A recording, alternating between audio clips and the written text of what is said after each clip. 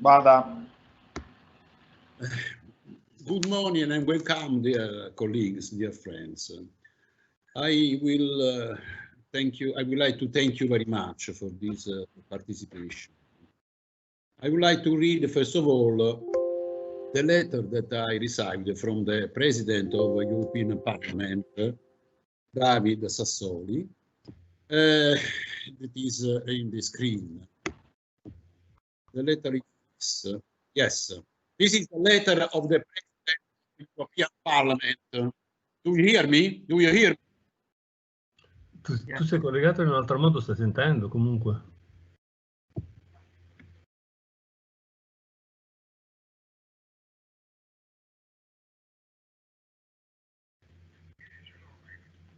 Sì. Non c'è qualche testo da...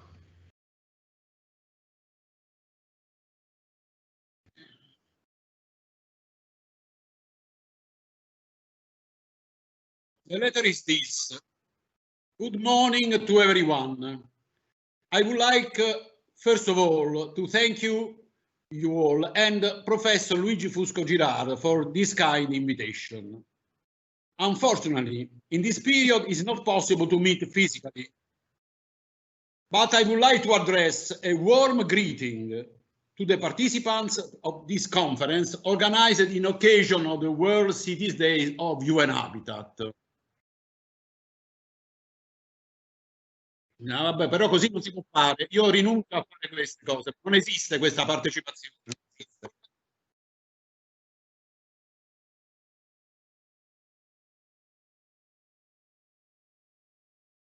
Vabbè, ma insomma, ma scherziamo.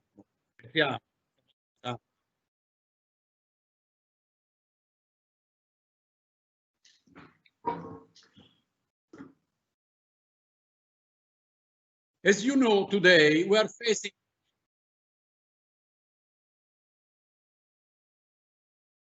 Abbiate pazienza, ma non esiste questo fatto che uno parla e poi dopo si sta l'eco e si... Non lo so, ingegnere Barone, che sta succedendo? È ridicolo, è proprio ridicolo. Professore, noi sentiamo benissimo, noi non lo so. Che eco si sente? Io ho sentito 2 o 3 volte la stessa cosa che ho letto. E c'è qualcuno che tiene l'audio aperto, forse. As you know, today we are facing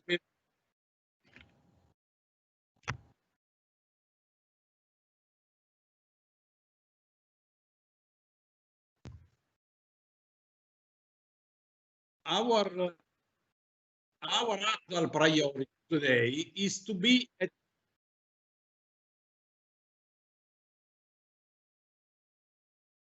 No, non è questo. As you know, we are facing an ecological and transformation that will involve a deep change in lifestyles, consumption, production, and the world of work. For this reason, it is essential to put people at the center of the debate and to address immediately the social dimension of this transition that requires an effective use of renewable energy, more investment, circular economic project, in sustainable agriculture, and in concrete management of terrestrial ecosystems. Our Europe, which aims to be digital, interconnected, inevitably looks to cities with renewed interest. This is why it is very important to stimulate a careful reflection not only of urban strategies, but also on green mobility projects, smart infrastructure, and technologies able to guarantee energy efficiency. There is a need to carry out careful work levels of planning and programming interventions, and in this sense, the national recovery plans can represent a great opportunity to invest in urban infra transformation, make our cities more sustainable. In Europe, we need to act as a system, encouraging institutional dialogue. As Renzo Piano reminds us, each city is a reflection of many stories and of good practices and collaboration. Good work to everyone. David Maria Sassoli, President of European Parliament.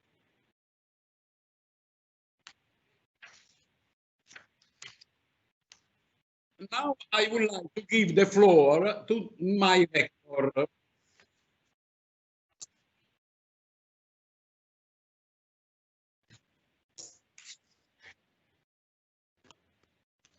Che cosa si è sentito?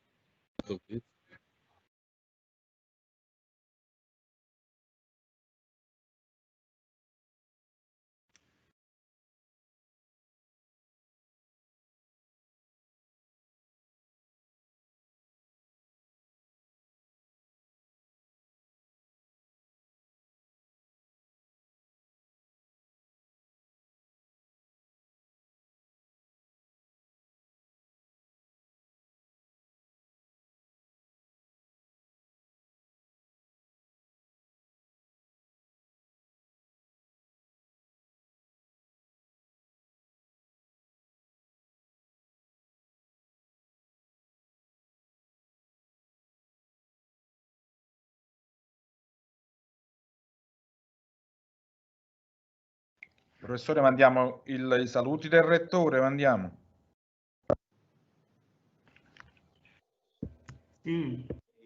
Rivolgere ai colleghi, ai tanti studiosi internazionali che partecipano a questo convegno, un saluto, un benvenuto da parte del nostro Ateneo Federico II. È un'occasione questa di incontro importante, un incontro a distanza, ma non meno diciamo rilevante sul piano dei temi che vengono sviluppati e organizzato dal Dipartimento di Architettura, il DIARC, e dall'APEF, cioè la nostra associazione dei professori emeriti della Federico II.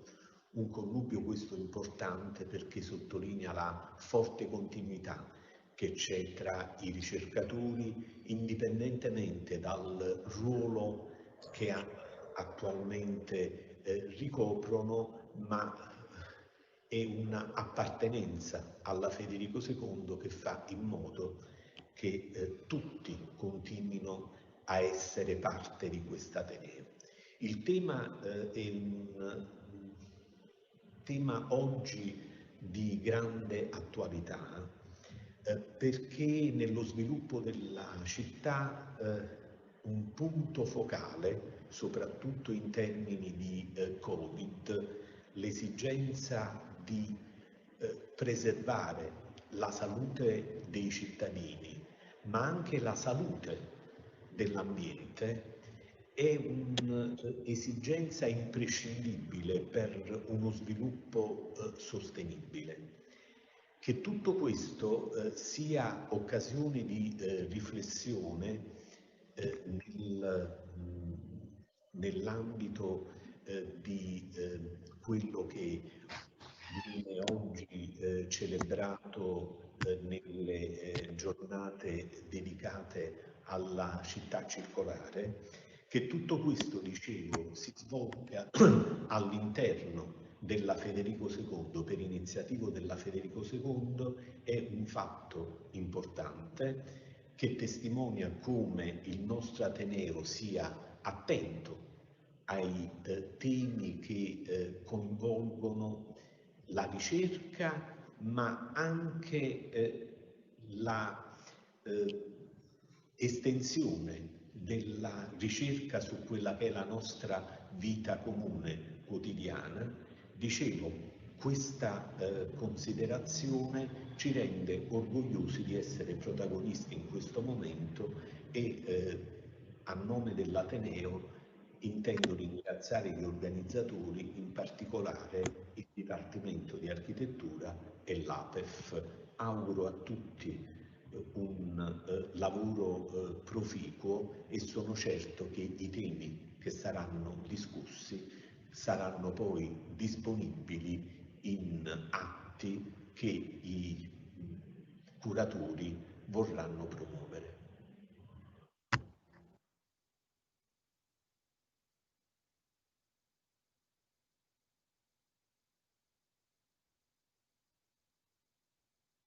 Luigi, come procediamo? Intervengo io?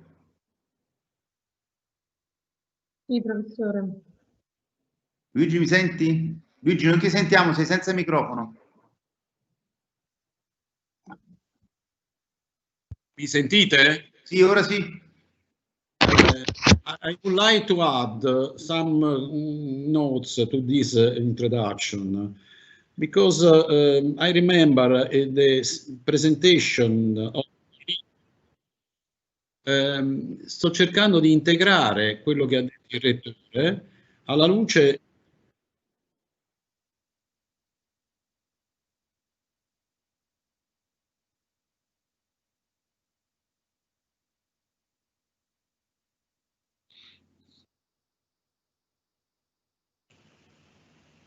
Professore, il microfono, cortesemente.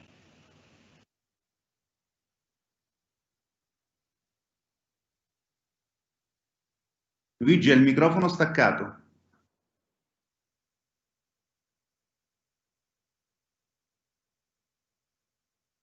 continuamente l'audio. Ecco.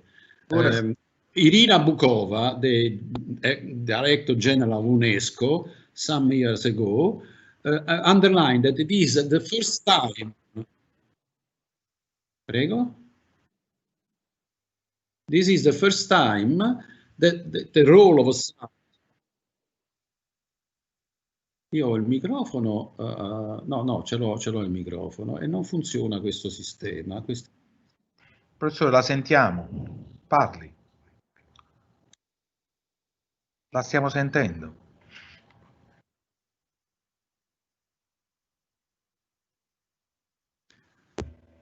It's the first time that the role of science, of technology, innovation has been recognized as a vital driver of sustainability. This means that sustainability depends on the capacity of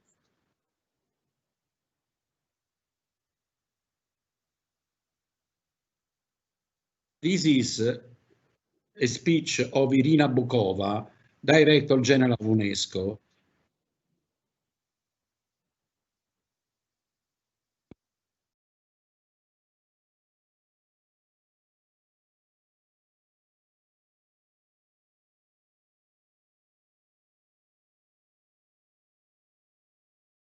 Of states to put the science at the heart of the national strategies for development.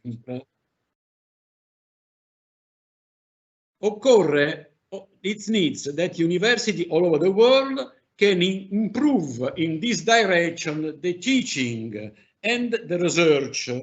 First of all, on the issue of climate change and also on impacts that it can take the health of persons, of people. So I would like that one of outcomes of this initiative is linked to this invitation to the research centers and academic institutions to improve their research capacity. Now I ask to Carlo Lauro, President of Association of American Professors of University of Naples, to take the floor.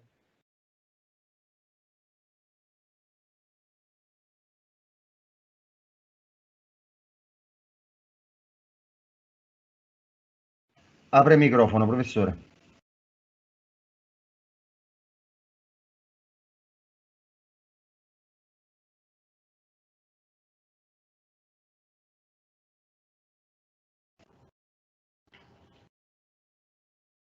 Professor Lauro.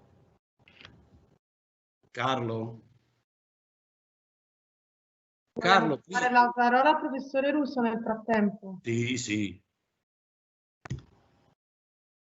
Sentite? Sì. Okay, thank you very much. And first of all, I would like to welcome everybody at name of the Department of Architecture of Naples that I direct. But mostly I would like to thank Professor Emeritus Luigi Fusco Girard and his work team, his collaborators, his students, to have organized this prestigious conference. Luigi Fusco Girard is a relevant reference for our school, but mostly I would like to say that he is a great reference for the disciplinary culture of architecture and urban knowledge, not only at Neapolitan local level, but I could say worldwide.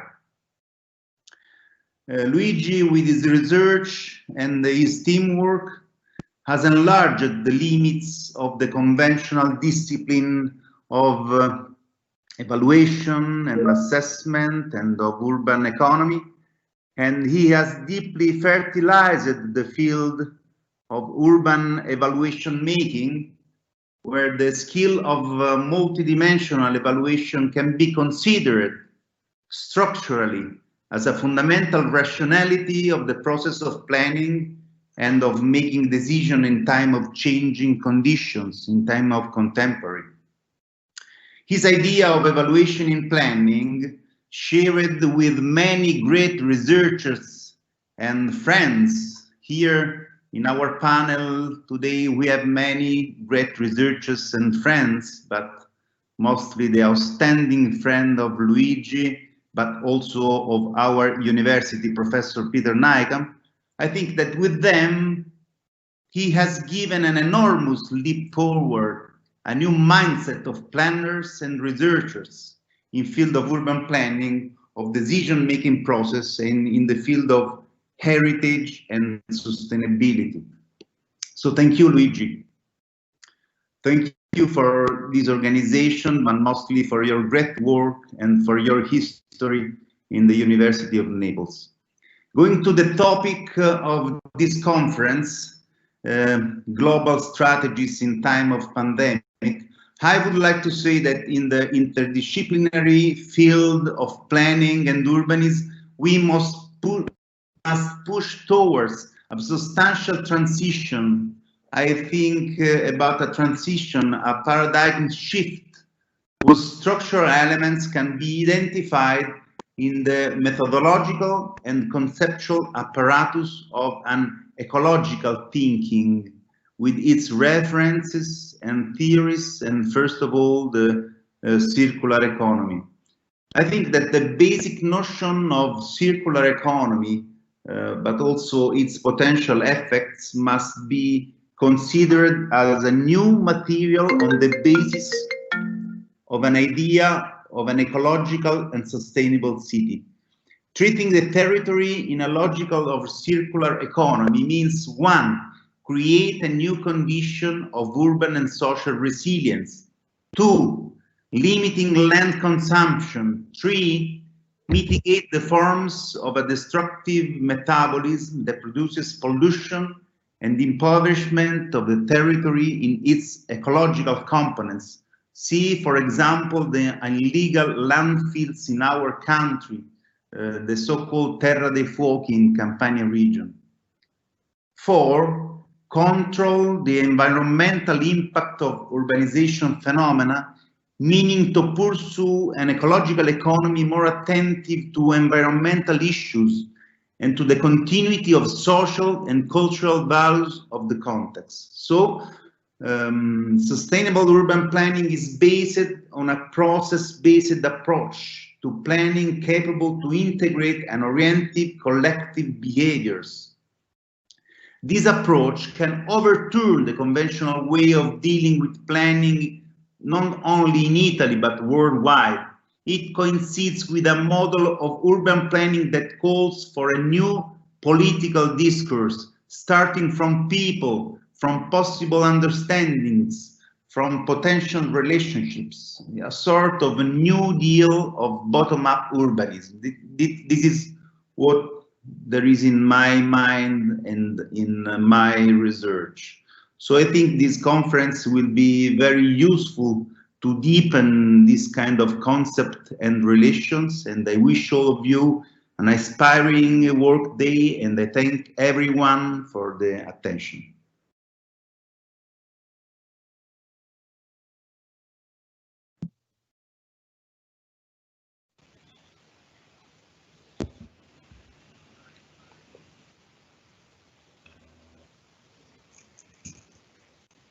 Prego, il professore Lauro può intervenire. Mi sentite? Francesca, devi fare un po' da regia perché sennò... Sì, professore, prego. Ok. Grazie, professor Russo. Ladies and gentlemen, dear colleagues, in my capacity of president of the APEIF, Association of the Professor Emeriti of the Federico II University of Naples, I am very pleased to welcome you to this web conference on City for All, the ecological and human-centered development strategy of metropolitan cities. In particular, the circular city model in the COVID-19 context. The conference is jointly promoted by the Laboratory on Creative and Sustainable City of Department of Architecture of University of Naples, and we, APIF, inside the UN World Cities Day. Our association, since its foundation, has been committed to contributing to the third mission of the Federico II University, especially in the present context. Already in May of last year, APF developed a reflection on the realization of the United Nations 2030 Agenda and its 17 strategic objectives, especially with reference to cities where problems take on a particular intensity. The need emerged to identify a new model of economic development, less polluting and climate altering, as well as socially divisive. In July of this year, the circular economy model was resumed with reference to the development of the cities of the south of Italy, identifying some cities that can be configured as laboratories of the transition toward circular organization. Today, the circular strategy is resumed with reference to the metropolitan cities and in the general context of COVID, which affect all problems and issues, both economics, health, social, environmental, as well as institutional ones. The research group of DIARC has just completed the pre-research on the above topic, which will be presented today for a comparison between different experiences planned or already in progress. In the same framework fall also the talks presented today by our colleagues in APF, Professor Luigi Fusco and Massimo Villone. Our association will continue to contribute to the production of the required scientific knowledge in this subject matter, having within the framework the necessary skills to collaborate, especially according to an interdisciplinary and innovative approach. I wish you all an excellent conference and fruitful discussion. Thank you very much.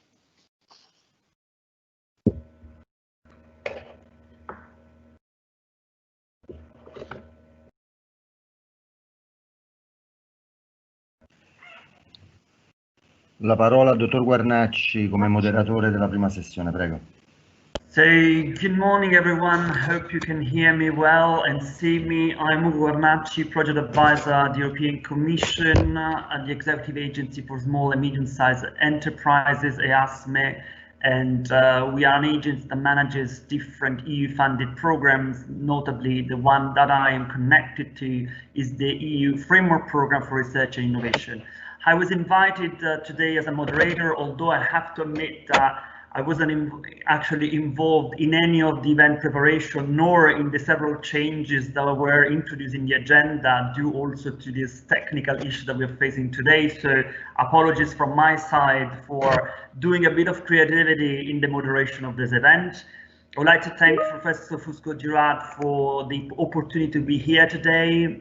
Professor Fusco-Girard is also the coordinator of an EU-funded program for research and innovation called CLIC, looking indeed at circularity model for cities. And let me actually, as I was asked, give you a brief reflection on today's webinar. As you know, this year, the World City Days is devoted to a topic which is highly relevant, called valuing our communities and cities. And I think this topic is highly relevant in the context of the COVID-19 pandemic. Why? Because this pandemic is actually reshaping our urban life worldwide. COVID-19 has highlighted the need for communities and municipalities as a key actors in actually helping the national government by ensuring safety of citizens that lives in cities, but also trying to maintain some key economic activities. And we believe that this has been particularly true if you look at metropolitan areas, which are the key spatial component of today's webinar. Metropolitan areas, if you look at the City in the World reports that the OECD and the European Commission has launched earlier this year, are defined as the area of the interconnection between cities and commuting zones, where commuting zones are areas where at least 50% of the active working population commute every day towards the main city. And therefore, the COVID-19 pandemic showcased the main issues that the metropolitan areas are actually facing today, while ensuring safety, in particular safety in relation to transportation and urban mobility, by ensuring access to health and health infrastructure, but also in ensuring the economic flow between urban, peri-urban and rural areas, and therefore issues around access to public spaces and housing. Therefore, I think that the COVID-19 crisis, when in relation to the event of Circular City that we are talking today, is highlighting that communities are not just a monolithic entity structured around harmony. Communities are also about conflicts, because there are different interests, there are different values, and there are, of course, different identity of people at the intersection of ethnicity, race, sexual preferences, and abilities. And so the circular economy model cannot just be yet another framework to draw reflection and technocratical approaches on how to join the dots between different sectors, because this has already been done by other analytical frameworks, such as the urban metabolism, to mention few of them, or one of them. So actually, I believe in particular from a European perspective, the circular economy should be a new approach to help us to frame and to give an answer to one key question I would like to pose to the panel today. How do we ensure a Green Deal that make our communities and cities climate neutral, and at the same time make our economy more resilient, but resilient not only to actually financial shocks, but also to the environmental and health related risks. And last but not least, how do we create this EU Green Deal that gives consideration to some of the key social issues in terms of justice, diversity, equity, and inclusion? So we will do some of this, we'll try to answer some of these questions by having a diversified group of great panelists.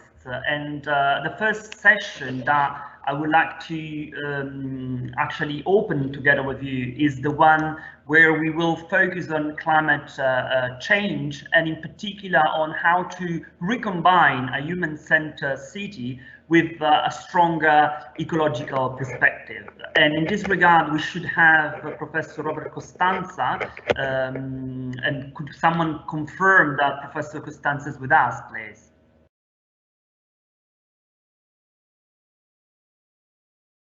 Okay, we are trying to call him. Do we have Dr. Navarra? We are searching just a moment. So, I mean, do we have Gonzalo Muniz from Portugal? Maybe we have the relator of the section 3 and 4 now. Okay, so sorry, guys. I mean, I'm very sorry, but as I said, not being involved in the program, but just moderating is. So I think definitely then we will have Joanna Williams from the University of City London giving relevance to the spatial dimension of circular economy. So Joanna, the floor is yours. Apologies for this agenda on the making, but I guess we have to cope with that. Okay. Hello? Can you hear me? Yes, we can. Thank you. Okay. Now I'm just trying to share the screen. If I open the share tray, it should go into this.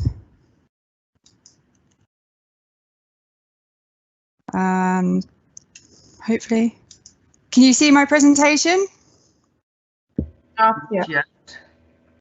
Not yet. Okay.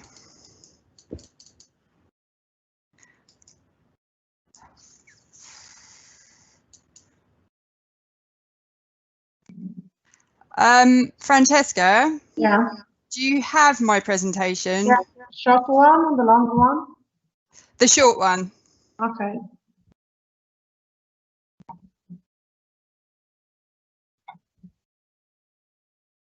Okay.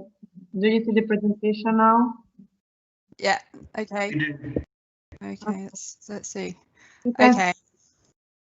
Okay. That's great. Thank you. Okay, so in this talk, I explore how adopting a circular city and circular development approach might actually help to deliver a sustainable urban recovery post-pandemic. Next slide. Circular development implements circular systems, activities and infrastructure in cities. This enables resources to be looped, urban ecosystems to be regenerated, and the urban fabric to evolve with the changing context. This creates more resilient and resource-efficient cities. Next slide, please.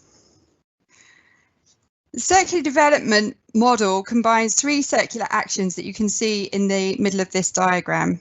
Looping, i.e. recycling, reuse and energy recovery of a number of different types of resources. Ecological regeneration, adaptation, creating adaptive infrastructure, urban form and communities. Applying these three things together underpins the idea of circular development. Next slide, please. There are a range of benefits which emerge from the adoption of a circular development pathway. From my research, the benefits are health benefits, community, ecological and economic benefits, all of which are outlined in this diagram in front of you at the moment. Some are particularly pertinent to addressing the issues emerging from COVID. Next slide, please.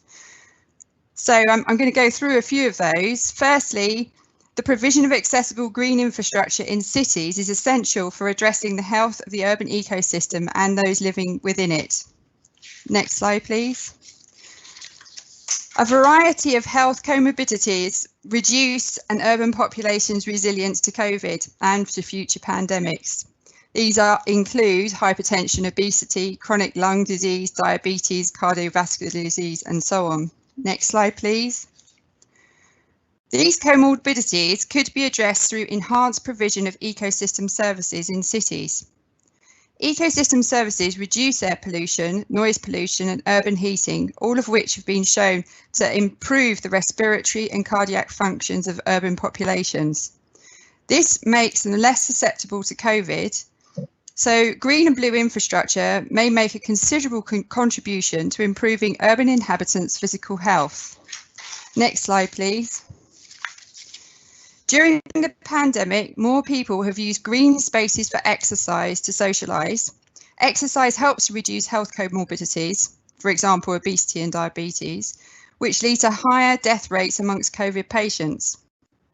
Access to green space has also been shown to reduce mental health problems, which is also a problem prevalent during the pandemic. Next slide, please. Thus, it's important that green spaces are accessible. Green corridors increase access to space to a larger section of the population. Their connectivity is also important for encouraging active transport, cycling and walking. The urban poor are unlikely to have gardens, so local access to public space is also particularly important for this group. A diversity of options is needed, from window veg boxes to green roofs, pocket parks, green corridors. With an increase in green space, there is more of a burden on cities to manage and maintain them. So it's also important that we find ways which enable spaces to be managed and maintained by the user groups, particularly where there is limited public funding to do this. Next slide, please. The pandemic has also highlighted the lack of resilience in urban food systems. Next slide, please. Food security amongst the urban poor has been exacerbated by the pandemic. In developed countries, the informalised system of food banks were hard hit by the crisis. Many were forced to close. This was at a time when unemployment was rising and more people needed access to cheap or free food. In addition, other parts of the world, in street food markets, they were actually forced to close and only supermarkets remained open. Supermarkets were too expensive for the urban poor, and so they fell through the net and were very hungry. Next slide. Thank you. However, during the pandemic, more people began to grow food at home, but not the poorest groups. More robust local food systems which benefit the urban poor are needed. Next slide, please. Food reuse is part of the solution. However, the informality of the process is a problem. Many systems rely on donations and volunteers to operate. Even in Paris, where there is legislation to ensure waste food is reused, there's problems with accessing food have emerged during the pandemic. Next slide, please.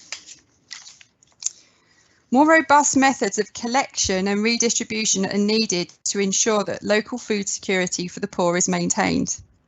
One option might be to require food supermarkets, markets, farms to directly deliver to this group during the pandemic. Next slide, please. During the pandemic, many urban farmers in Paris did sell food directly to residents. However, this didn't increase food security for the urban poor due to the lack of affordability. The Pariculture initiative has been set up to encourage 100 hectares of green roofs across the city, 30% of which will be for urban farming. However, many of these are likely to be commercial farms. This doesn't provide food for the urban poor, although it may help increase food security for the wider population. This is a commercial farm on the Paris Expo Porte de Versailles rooftop, as an example. Next slide, please. So schemes to directly increase access to food for the urban poor are needed. This requires a revision of food reuse systems and encouraging the group to engage with urban farming. Access to land, money for crops and tools, and lack of skills are the main barriers to the poor participating in urban farming. In Lisbon, this has been addressed through the provision of municipal land for growing food. In London, schemes operate to provide skills training for the lower income groups. Next slide, please. So it's also important that the urban fabric can adapt to the changes wrought by the pandemic. This reduces the waste of buildings, of space and of materials. It also helps cities to bounce back. The adaptive reuse of existing buildings and recycling of infrastructure can actually help with this. Next slide, please. Working from home and shopping online has been encouraged during the pandemic.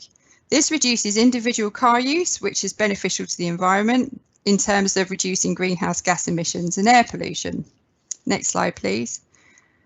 However, as more office workers work from home, the services that they support close in urban centres, as we can see here, particularly shops, cafes, bars and restaurants. Next slide, please. Thus, infrastructure in cities becomes redundant, and this could lead to dereliction, demolition, and at the very least, underutilisation of space. It wastes resources locked into infrastructure and land. New uses should be found for these vacant spaces. Overall, the urban fabric will need to become more flexible if it is to be more resilient to stresses and shocks in the future. Next slide, please. If the city can adapt to changes, if it can co-evolve without generating waste, this will also reduce its ecological footprint. Next slide, please. One option is to recycle infrastructure within the city. Here's the vision of circular construction in Amsterdam. In Amsterdam, it's estimated that circular construction will create 700 jobs, generate 85 million euros a year, and reduce CO2 emissions by 500,000 tonnes annually. Next slide, please. For retail and hospitality, the pop-up is a good option to help revitalise areas. Here, vacant sites are used temporarily for new economic activities, often accommodated in temporary structures. Temporary permissions and leases enable the short-term use of vacant spaces and buildings. This reduces the cost of leasing the spaces. It provides opportunities for less commercially viable businesses, which may find a foothold in the market. It also enables the city to react rapidly to stresses and shocks, increasing urban resilience. The pop-up economy generates jobs and revenue, and in the UK alone, it's worth more than £2.3 billion and has generated 26,000 jobs. Next slide, please. Next slide, please. Thank you. The homeless have also been disproportionately affected by the pandemic. Many European cities sought to accommodate the homeless during the first wave of the pandemic in empty hostels and hotels. However, these people have now been returned to the streets. Temporary and long-term measures are needed to tackle homelessness, and in cities not only to address social inequalities, but to alleviate problems from future pandemics. Adaptive reuse of existing infrastructure provides one option. Here's an example of adaptively reusing spaces in cities. These are garages which have been turned into studios to rehouse the chronically homeless population. Next slide, please. Thank you. Reusable movable infrastructure is another option. Here is another scheme designed to accommodate those on housing waiting lists. These pods are made from recycled materials and they are also reusable. They're also highly energy efficient. They can easily be assembled and disassembled and moved to new sites. This is particularly useful as it enables sites to be used temporarily between developments for this purpose, particularly important in cities where land values are very high. Next slide, please. Circular jobs. Next slide, please. Many jobs will be lost as a result of the pandemic. This figure shows the types of jobs at risk post-pandemic. If this trend continues post-pandemic, new economic activities will be needed to fill the gap. Ideally, these should be sustainable opportunities, some of which I've already mentioned. Next slide, please. Adopting a circular development pathway will generate jobs. Some assessments have been made about employment opportunities generated by businesses adopting a circular economy model, i.e. the looping action, one of the three actions that I mentioned to start with. Next slide, please. It's hard to specify all the jobs which are likely to be created by adopting a circular development pathway. However, the table above offers some indication. These opportunities are likely to be diverse in terms of skills required. Training will be needed to ensure that more vulnerable groups can access these jobs. Circular jobs could address many of the social and ecological SDGs too. Final slide, please. Thank you. Thus, the pandemic has impacted on cities in a variety of ways, both good and bad. It has highlighted a lack of resilience in a variety of urban systems. However, it provides an opportunity for resetting our development pathway in cities. Circular development does appear to offer a more sustainable pathway to rebuild. If you want to read more, there's more in my latest book, which is on the left-hand side of the screen, to find out about circular cities across Europe.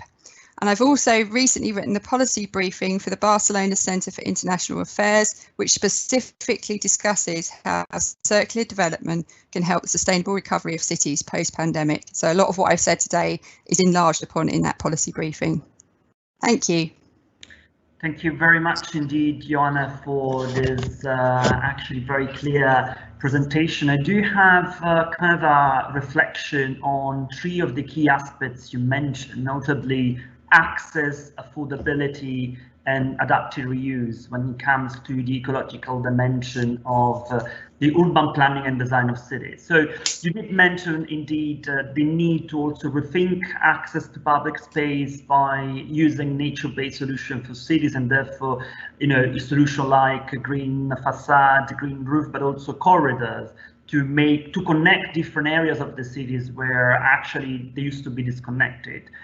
And in this respect, I have a question on how do we do that by not actually enhancing urban gentrification, and therefore by giving yet another opportunity to the real estate market to speculate on that. So how do we make sure that we're not pushing out even more by making an area more appealing, those people that actually do not have the means to easily access to green infrastructures because they have been usually disconnected by the greening? And also, how do we make greening actually as a factor that enhances social cohesion? Because we also have studies that actually demonstrate that is that not just enough to provide a community with a park, because that park can also become actually the opportunity for drug dealers and other crime to be flourished around that area. Second question is about affordability of food, and that is more on, you know, we have in particular in Europe several examples on urban gardening.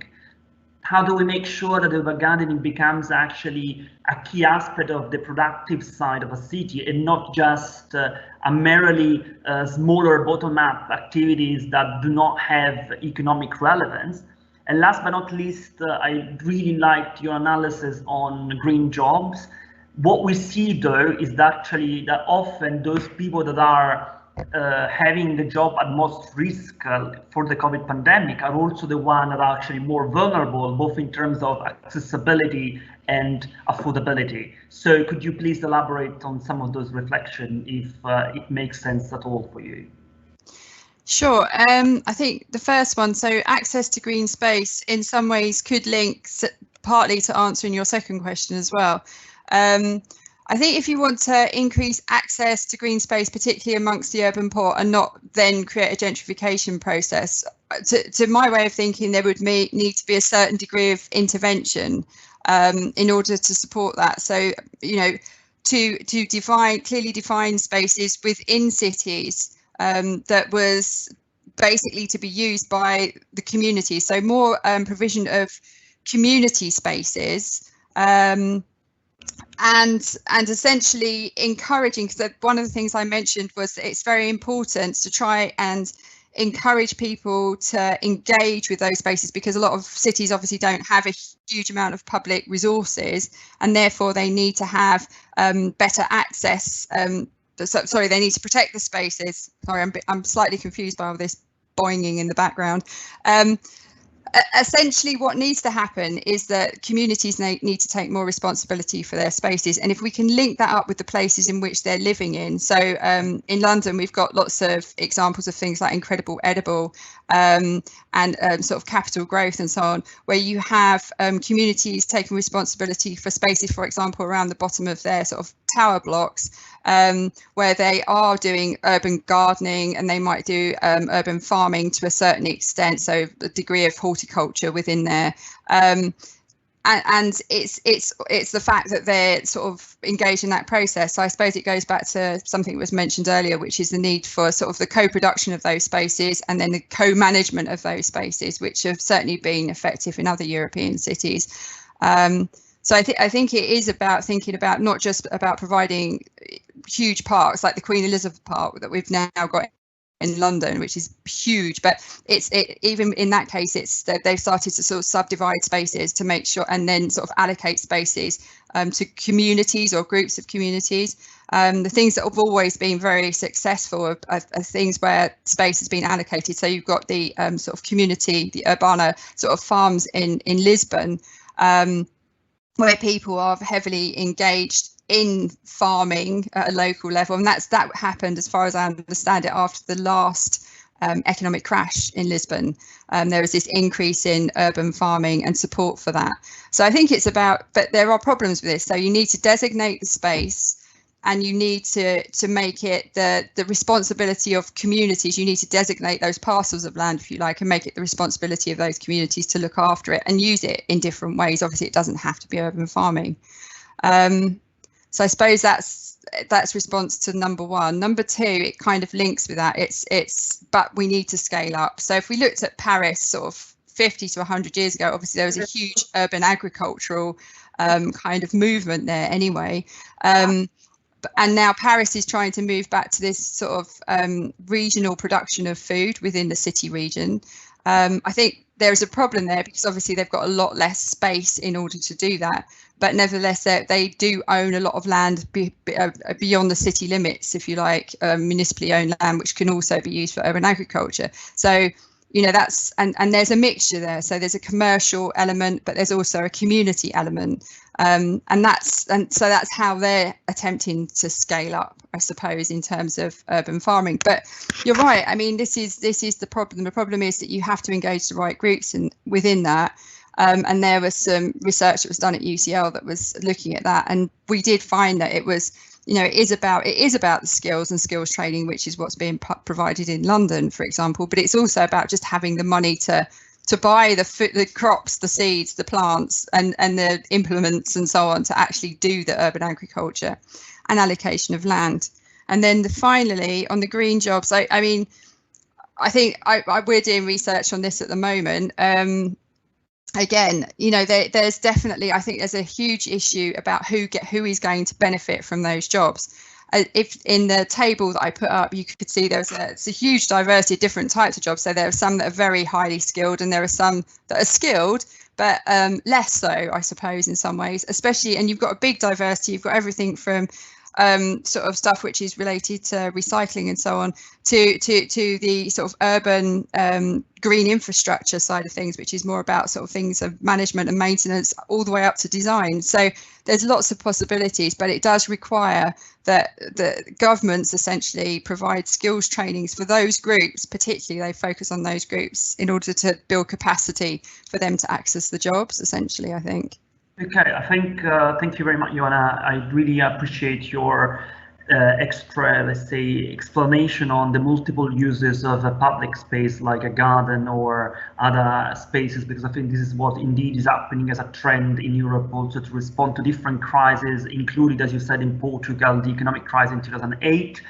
And also your point on this link between formal and informal institution when governing a city, and in particular that is not only in terms of urban design and planning, but also in terms of finance, because how do we then actually join finance and funding when looking at the action you present around nature-based solution and urban gardening. So thank you very much indeed for your presentation. And from London, we actually take a plane to Copenhagen. And I would like to invite Christiana Parisi, professor at the Copenhagen Business School and also coordinator of the EU-funded Horizon 2020 project Reflow, to give us actually a bit of more details on how does a city of a circular city actually look like from a research and innovation perspective. Christiana, the floor is yours. Thank you very much for being with us today. Thank you so much. Can you hear me? Good night, and thank you all for the opportunity of being here. It is a great opportunity to present. So let me try and share my my screen with you. Can you see my slides? Yeah, we can. Thank you. Okay, perfect.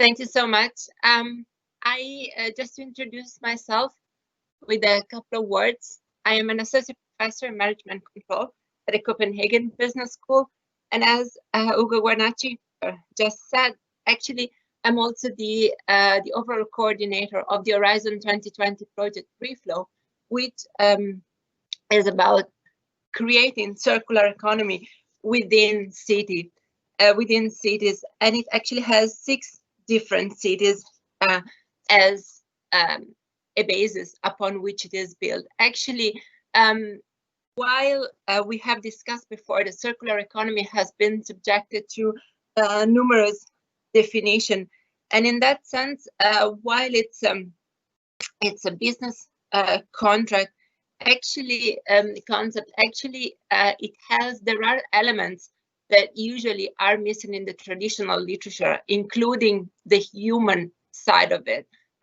If you look at it from a triple bottom line perspective, we can say that actually the social side of the triple bottom line, as opposed to the economic and the environmental side, are sometimes not taken into account within this situation.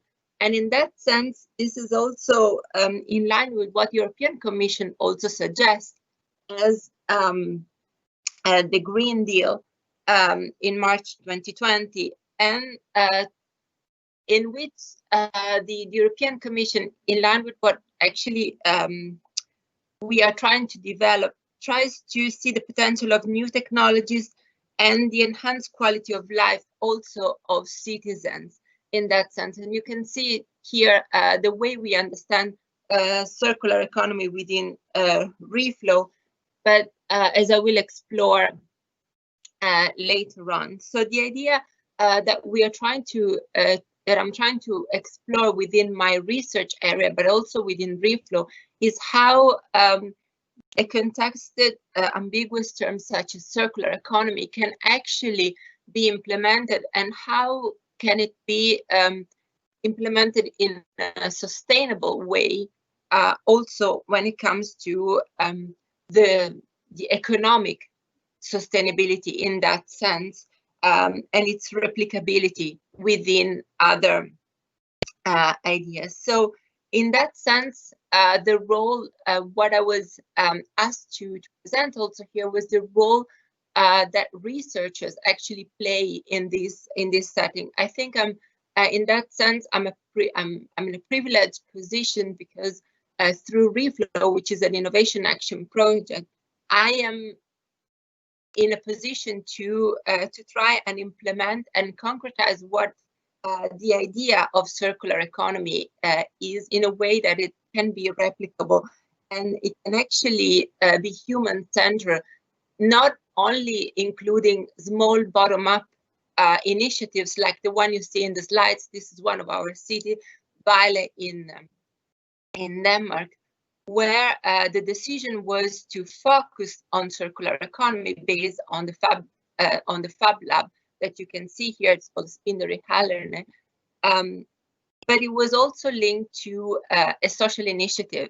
It was a bottom-up approach where citizens actually saw in the greater neighborhood the recycling of plastic as a way to create jobs and also to create welfare within citizens that are not Danish citizens. They're immigrants and usually live in difficult area. But the problem is, how do we scale up, as it was discussed before, this bottom-up initiative? And this is where the creation, our expertise and the creation of business model and the performance measurement and the performance, the measurement of the social impact can actually support in the definition.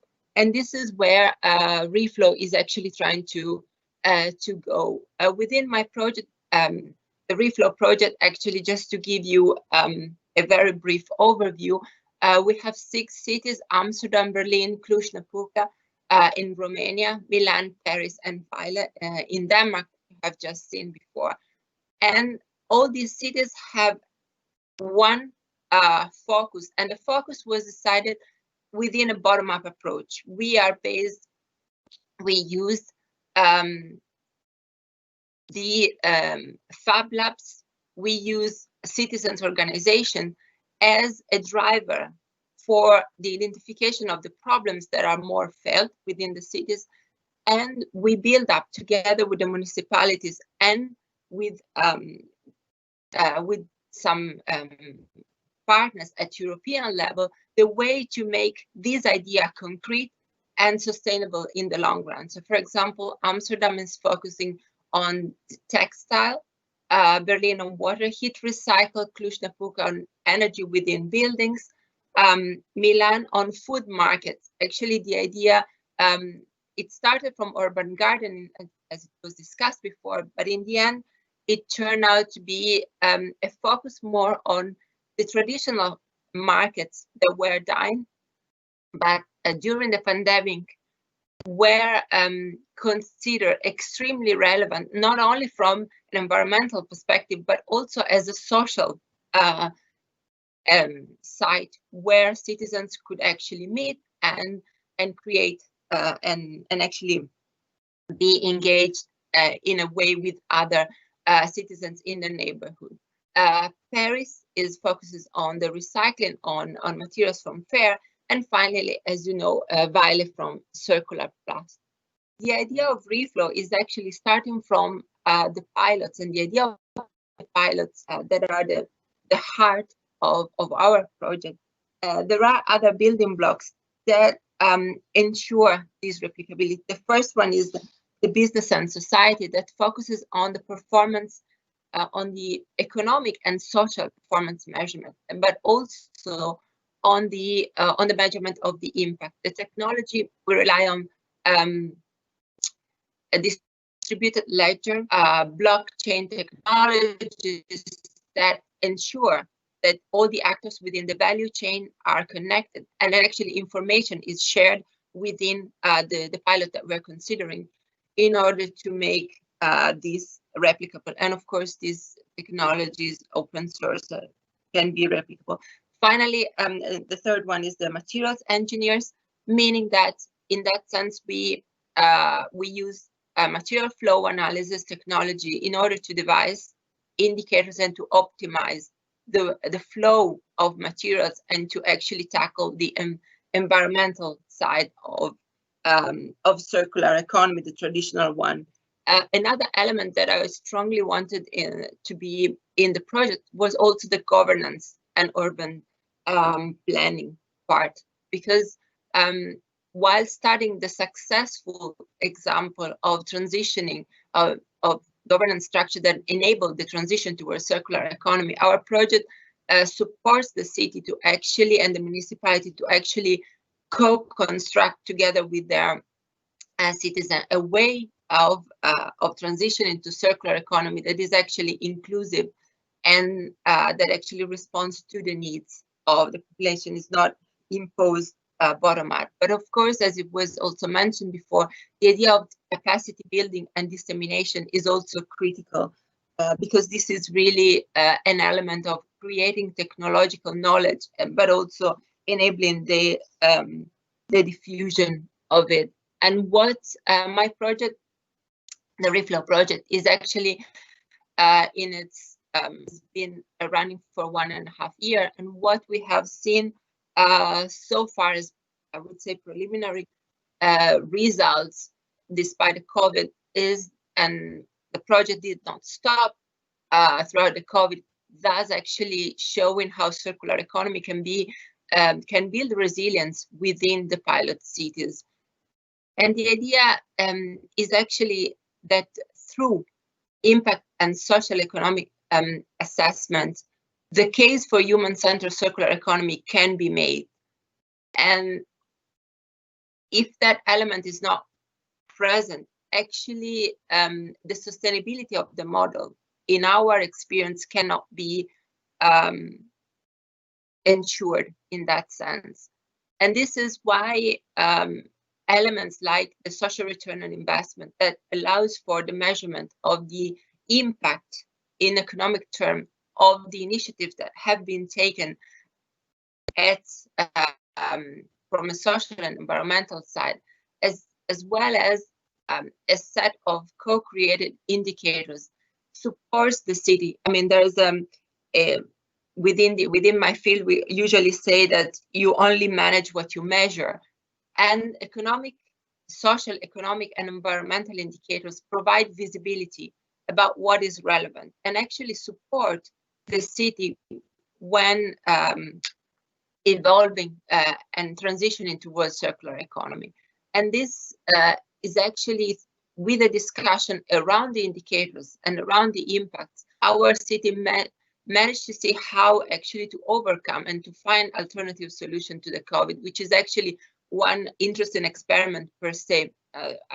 There's a paper that we wrote about that. It is about to be published. The second element, as I said, we're building the reflow OS, which actually links the actors in the value chain. This is again a key element that ensures the replicability and the connectivity of the element of within the value chain. I discussed the material engineers and the urban governance. It's important that within the capacity gap, we are finding creative way within the COVID of overcome the lack of awareness of information, and this is also to diffuse technical capabilities within the value chain to ensure the implementation of circular practice. There is a very recent report from the OECD that about urban circular urban transition that actually identifies this kind of gaps, and in that sense is in line with our study. So I think it's I'm confident that the research as well as the implementation is actually finding the building blocks and ways to transition towards circular economy. Finally, you can read more about the project here. We'll leave you the slide, but I think I've also found it promising that there is an increase in academic interest within this issue. And for example, there is this special issue that I'm leading in Accounting and Accountability Journal about accounting for the circular economy within cities that is actually based on the project Reflow, but opens up for discussion and reflection about the circular economy within the research about circular economy within city. So thank you. Thanks a lot, Cristiana, for this comprehensive presentation, particularly highlighting the role of research from a business and management perspective. I really like the quote you used, you only manage what you measure, which actually resonates to what I used to be told when I did my PhD in economics. You cannot measure no, if you cannot measure, it does not exist, which is not often, which is not always true. Of course, measuring something is leading to governing it and managing it, but sometimes there are lots of realities, in particular in the informal sector of circular economy, circular city, that cannot be easily measured. And this lead me to three main points I would like to highlight in your presentation and ask you for a quick feedback on those. So you really put governance at the center of the Reflow project, which I believe is fundamental, both in terms of the circular economy debate on material flows, which is linked to what you said also in terms of urban metabolism, but also in terms of different actors of the value chains. And I think there, the interesting aspect of Reflow was this focus on this bottom-up movement of circular economy that we see more and more in cities, namely living labs, fab labs. We have even a global movement of fab labs defining a bottom-up circular economy agenda, and also the living labs in terms of how do we do co-creation in a circular way with citizens. And the third part of your presentation was indeed on capacity building. And here my question is, we've been speculating a lot in Europe on universities basically having three functions, one on enhancing scientific excellence in different fields, the second one on creating a diverse pool of talents through education and teaching and training, and the third one, which has been the most highly debated recently, on the civic mission of a university, or the quadruple and quintuple helix, if you want to link to that debate. So what are, in your opinion, also working closely with cities, the major difficulty you see in actually fostering this circular thinking? How do you see people in the municipality from different departments, either it is street management, health provision, or education and schools? How do you see these people from different departments cooperating between themselves, and what role can actually researchers bring into that debate when you start not only observing cities as a case studies, but actually working with cities through research and innovation? Thank you. Thank you so much. Actually, as I said, I really feel privileged by my position right now and by having Reflow, because also within my university, which is, I mean, a large university, and no such project was ever implemented. And it's the first time, and it's actually changing the strategy of our university towards engaging more with citizens, which is something I strongly believe as my own personal belief. I don't believe in ivory towers in any way. And I myself have a professional background that I really, as an accountant, and I strongly believe that this is something that needs to be present. Otherwise, we are only talking with peers, and it doesn't really affect society. Doesn't bring anything back to this, the civil society where we operate. That said, it is true. I mean, within Reflow, also, this is as my practical experience, we have a various set of stakeholders that sometimes literally don't speak the same language, and even the basic definition and the interest that they bring to the table are different. And we have found, we have spent sometimes trying to find ways to harmonize. I think that the idea that Reflow brings, I refer to Reflow because this is the setting where I currently operate, brings a lot of different actors that have a common vision in that sense. What I see is that the vision is very strong, and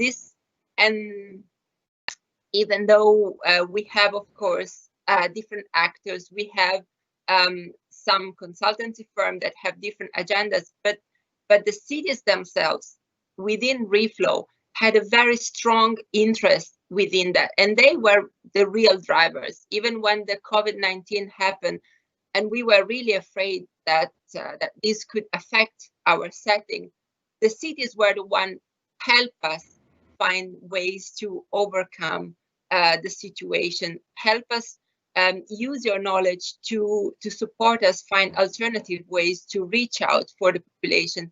And actually, I think it's if we manage to communicate a vision in that sense, as we manage in our small setting, I really see that this is the strong driver towards circular economy, especially because it was really a bottom-up approach. So the cities really felt that it's their own project in that sense. Thanks a lot, Christian. I think you bring to the table one key element that resonates a lot, at least for a person based in Brussels working on EU research and innovation, because what you said right now, we need to create a vision, is also defining the evolution of our EU research and innovation agenda, where in Horizon 2020 we were basically speaking about societal challenges, and therefore looking, if you want, at several challenges that were of course interconnected, but still from a challenge perspective. Well, now in Horizon Europe we are focusing on mission, and a mission is indeed a vision, a shared vision. Then how to reach that mission may diversify, but a mission also imply what you were saying about a common understanding that doesn't really need yet another glossary of terms, because we do share in different fields and also transdisciplinary approaches what the vision and the mission will be, regardless of the different starting point and the different disciplines and backgrounds. So thank you very much for that. So we, Joanna focused a lot on the spatial component of a circular city. Christiana brought in the element of governance and bottom-up initiative and how to relate that to the material flows.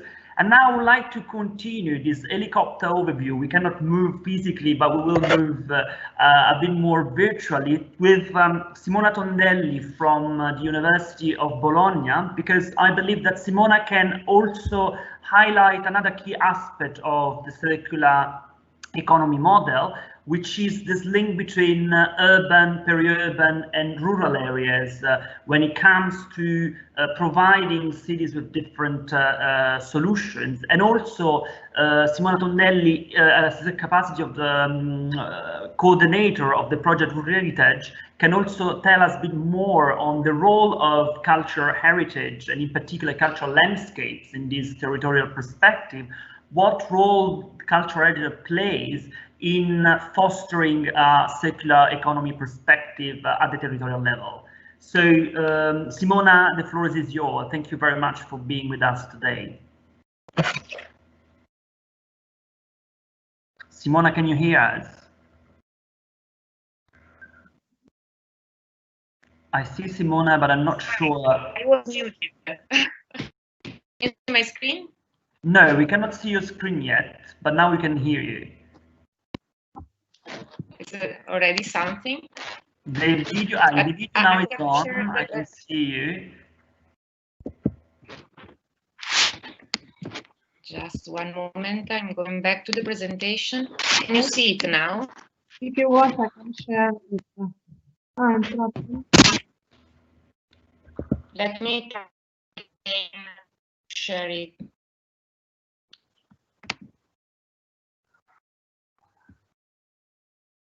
Otherwise, you can give it to Francesca and we can... Yes, I can share it for you if you want. Oh, is it working? I cannot see it. Sorry? No. Oh. Can you share it? Yes. Okay. In the meantime, I'm going to start my presentation, not to lose too much time. Thank you, Ugo, for this introduction. What I'm going to do is just to touch very briefly the topics of rural and land that you were making. Focus a bit more on our approach at university, like the title of this session was about the role of universities in producing knowledge needed for the circular city model, and the approach that we have in our activities that you already were introducing by mentioning these three different missions that we have at the university, so research, but also teaching, and also what we call within the university the third mission, so the need that we have to transfer knowledge, to build capacity also within local authorities and enterprises. So we work a lot. Next slide, please. So the we are discussing today are developed in my department within a laboratory which is called Change, which has been funded by an initiative of the Italian Ministry of Research, the so-called Department of Excellence. And this is interesting for us because in this way we are engineers and architects, so the way we address the topic is complementary, let's say, to what we have heard before, but the way we address this topic is really interdisciplinary. So we integrate a science, technology, engineering, mathematics approach with social science and humanities. And I think that this is a key issue for operationalizing the circular city model. Next one, please. So, since we are engineers and architects, of course, one of our main interests is about constructions. And in this, the tools and the approach that we adopt deals with the use and the recycle of materials. Of course, we have already heard about this, but also about the approach on how to assembly and disassembly the building components, the flexibility of space, the complementarity of uses, the integration of issues such as energy efficiency, but also safety. Just yesterday, we heard about this big earthquake again in the Mediterranean area, and the operationalization of maintenance programs, also through the use of building information modeling, so technology such sort of service that we need for making this into practice.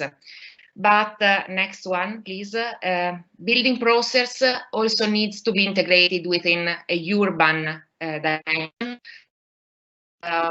We teach, what we research, what we try to say is the need not to think building alone, but focus on the building within the urban context. So from the urban planning point of view, circularity poses new challenges for reusing and reimagining spaces that are underused or unused. So we have the reuse of brownfields, but also the adaptive reuse of buildings. And the big issue is also how to reuse the adaptive reuse of historical buildings, so the cultural heritage dimension that Ugo was mentioning before. And also one very challenging but interesting way of addressing this is the temporary uses. So the possibility really to change rapidly the way we use space and buildings to make the space, the city more livable. Next one, please. So we work on industrial areas that are still in use. So on one side we have brownfields when these sort of areas are no more used, but we also have areas that are still working. And in this the topic that we have put into practice is the translation of eco-industrial principles and approaches into practice. So how to make to close the loop not only within the industrial areas but also at regional levels. Next one, please.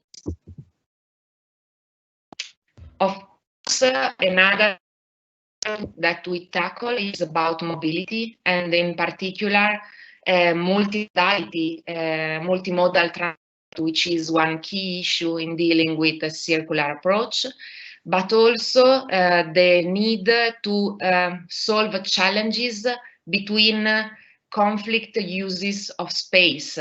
That could be among mobility, parking, and social spaces, but also, and this is something very tricky to be addressed, conflict of use of land for transport corridors, for example, so sustainable mobility, and green corridors. In some cases, we have to choose which one has to be adopted. So this is really something that is not easy to solve, and that there is no general recipe for choosing among one solution or the other. So the research has really to be on the ground and on the context. Next one, please.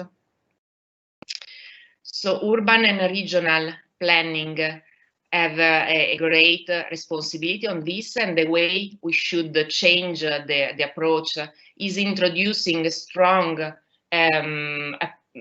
ways of integrating co-design and collaboration within planning. So by building public-private people partnerships. Next one, please.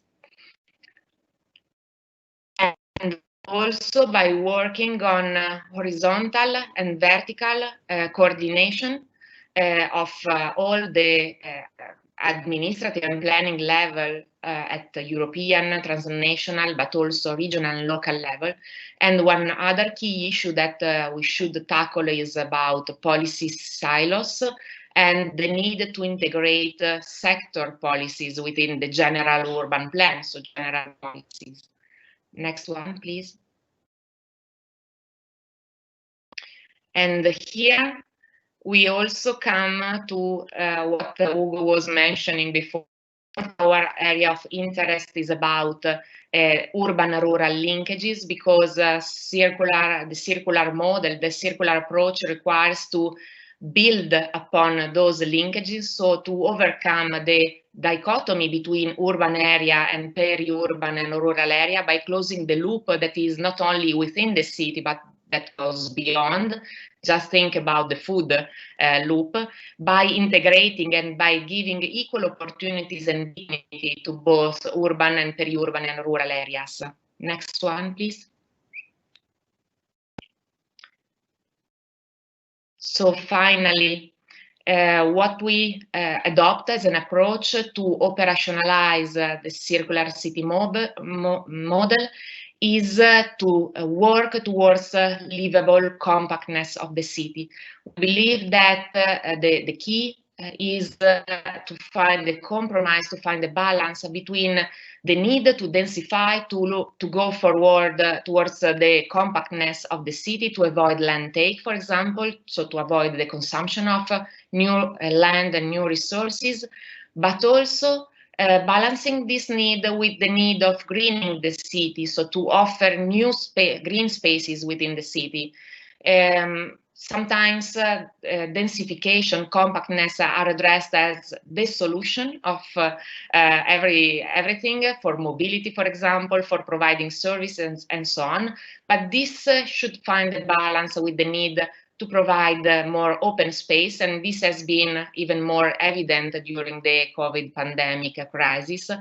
And the tools, to go back to the question of the session about operationalization of the city, the circular city model, are already there. We have the strategic environmental assessment, which should be empowered to go towards this direction, by also integrating other frameworks of assessment like the ecosystem services framework, really to make possible the to work towards this, to make this European Green Deal happen, and also to increase the resilience of cities towards a sustainable growth. That's all from my side. Thank you very much, Simona, for also opening up the debate. I mean, most of the things you actually mentioned about the link between urban, peri-urban, and rural areas, and on the some of the key aspects of the circular economy model on recycling, on maintenance and complementarity of uses, I think can be highly relevant also for the COVID-19 pandemic we are currently living. In particular, I would like to focus on three main aspects that you mentioned, and I would like to have your then quick reaction on those.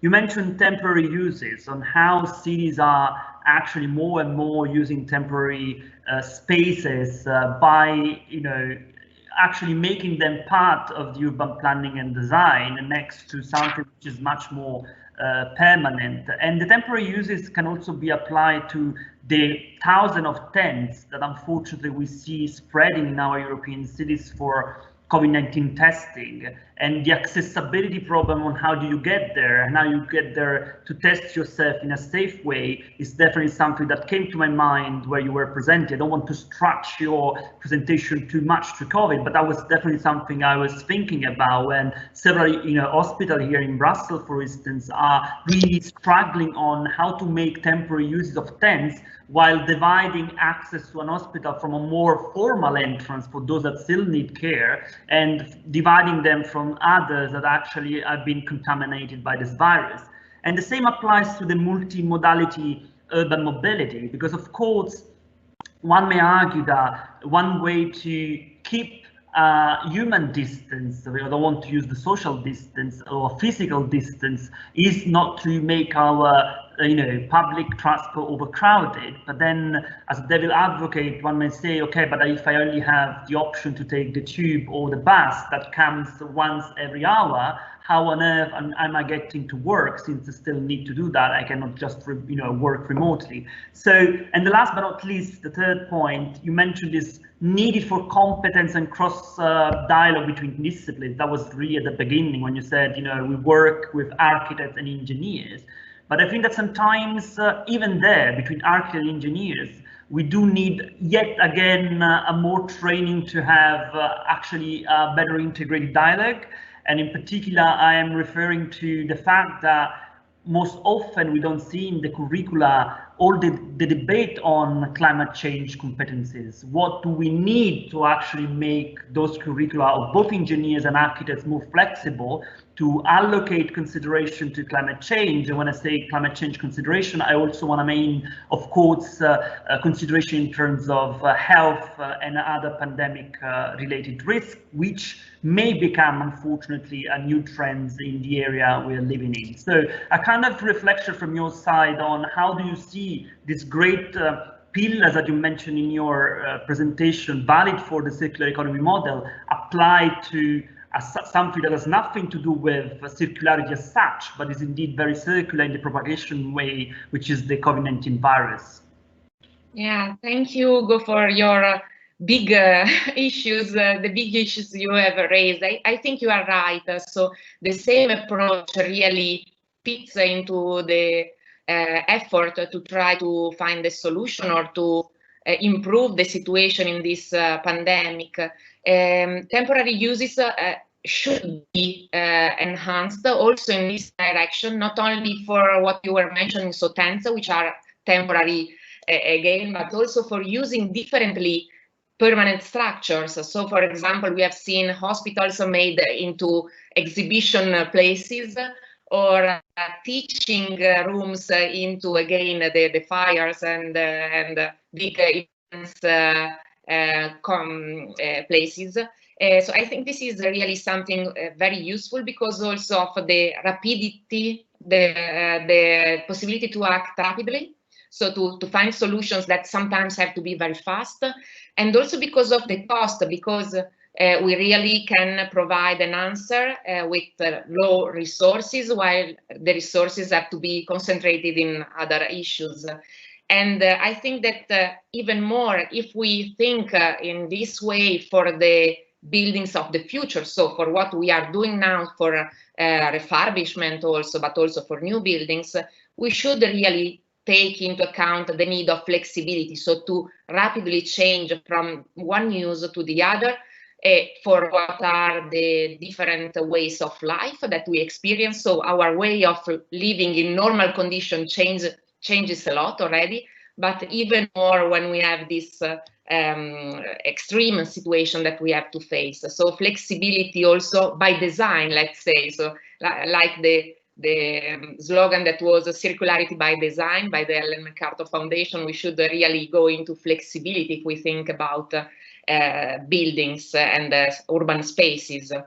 And the same apply to multimodality. I think one of the main issues to tackle from the urban point of view, of course, for the pandemic, is how to move from one place to the other, because when we are in one place, we can keep social distancing, we can have a sort of space around us, we can try to move in a certain way, but if we need to take the tube or to take a bus or to go into public transportation, this can be really tricky. So the idea to build multimodal corridors or to use different types of transportation, and also to emphasize the possibility to cycle or to walk. We have seen a lot of projects also that have been implemented very fast in many cities for increasing and connecting the cycling network of the city, to give the possibility to people to do the 5-6 kilometers that can be afforded by cycling for going to work, or to school.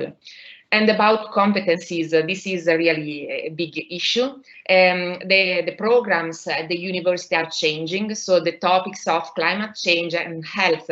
So we are also very interested and working a lot on the health of cities and of citizens, of course. So this is slowly changing.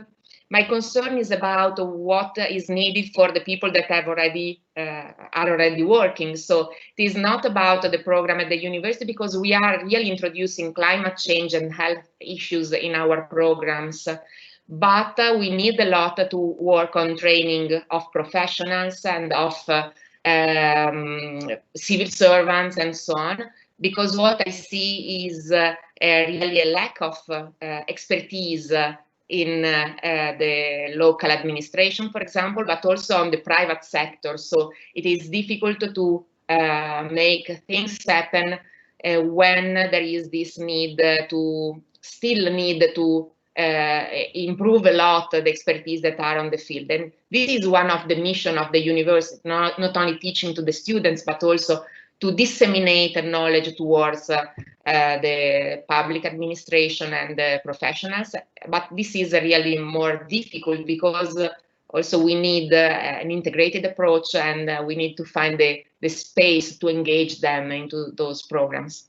Thank you very much, Simona. Really, I think what you just said on skills resonate a lot to me also on what some organization working on economics like the World Economic Forum is doing on the Great Reset when talking about not only training but also skilling, reskilling and upskilling. So how do we actually make sure that those that are already working and are architects and engineers do have the right upskilling and reskilling needed to face climate changes and other great risks that we are facing. Yeah, and also the need is to find a sort of common language that was also mentioned before among the different people engaged in the city planning and implementation. So not only engineers and architects that speak almost the same language, but also with the health sector, energy sector, mobility sector, environment sector. So there is a need to find really a new transversal approach to those topics, and skills should be updated to face also this need. So thanks a lot, Simona. I used one of your phrase, flexibility by design, which I think applies perfectly to my role as a moderator for today's event.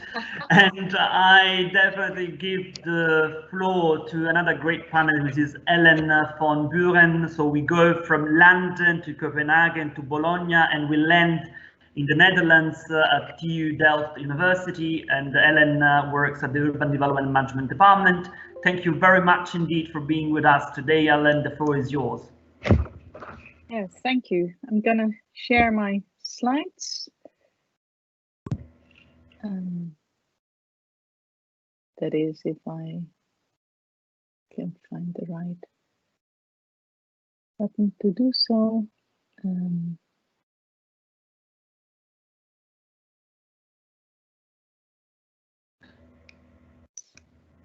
Do you see my slides? Yes, we can. Thank you.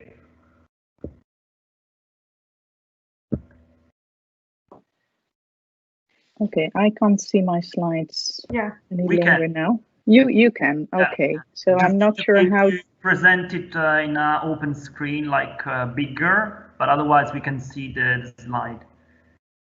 Yeah. Yes, you have the big screen now? Okay. Yeah. Oh, thank you very much. I'm glad that I made it to this very interesting session. I think I follow up on some of the debates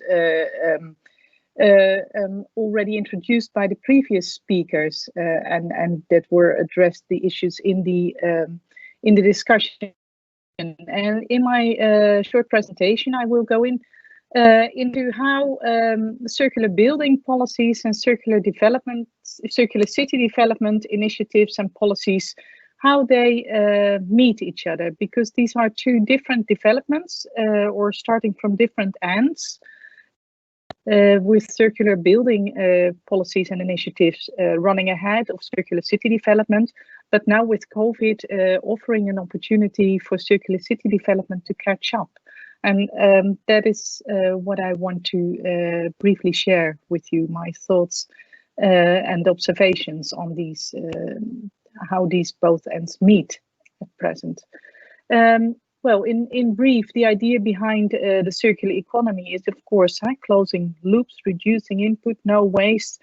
And this, I think this circular, this closing of the loops has been especially prominent in the circular economy agendas for the built environment, as they have been formulated in the Netherlands, but also in many other European cities. And the idea, of course, is in short that by reducing input and reducing output, you aim to achieve, to keep materials as long as possible in the loop and to use them as efficiently and effectively as possible.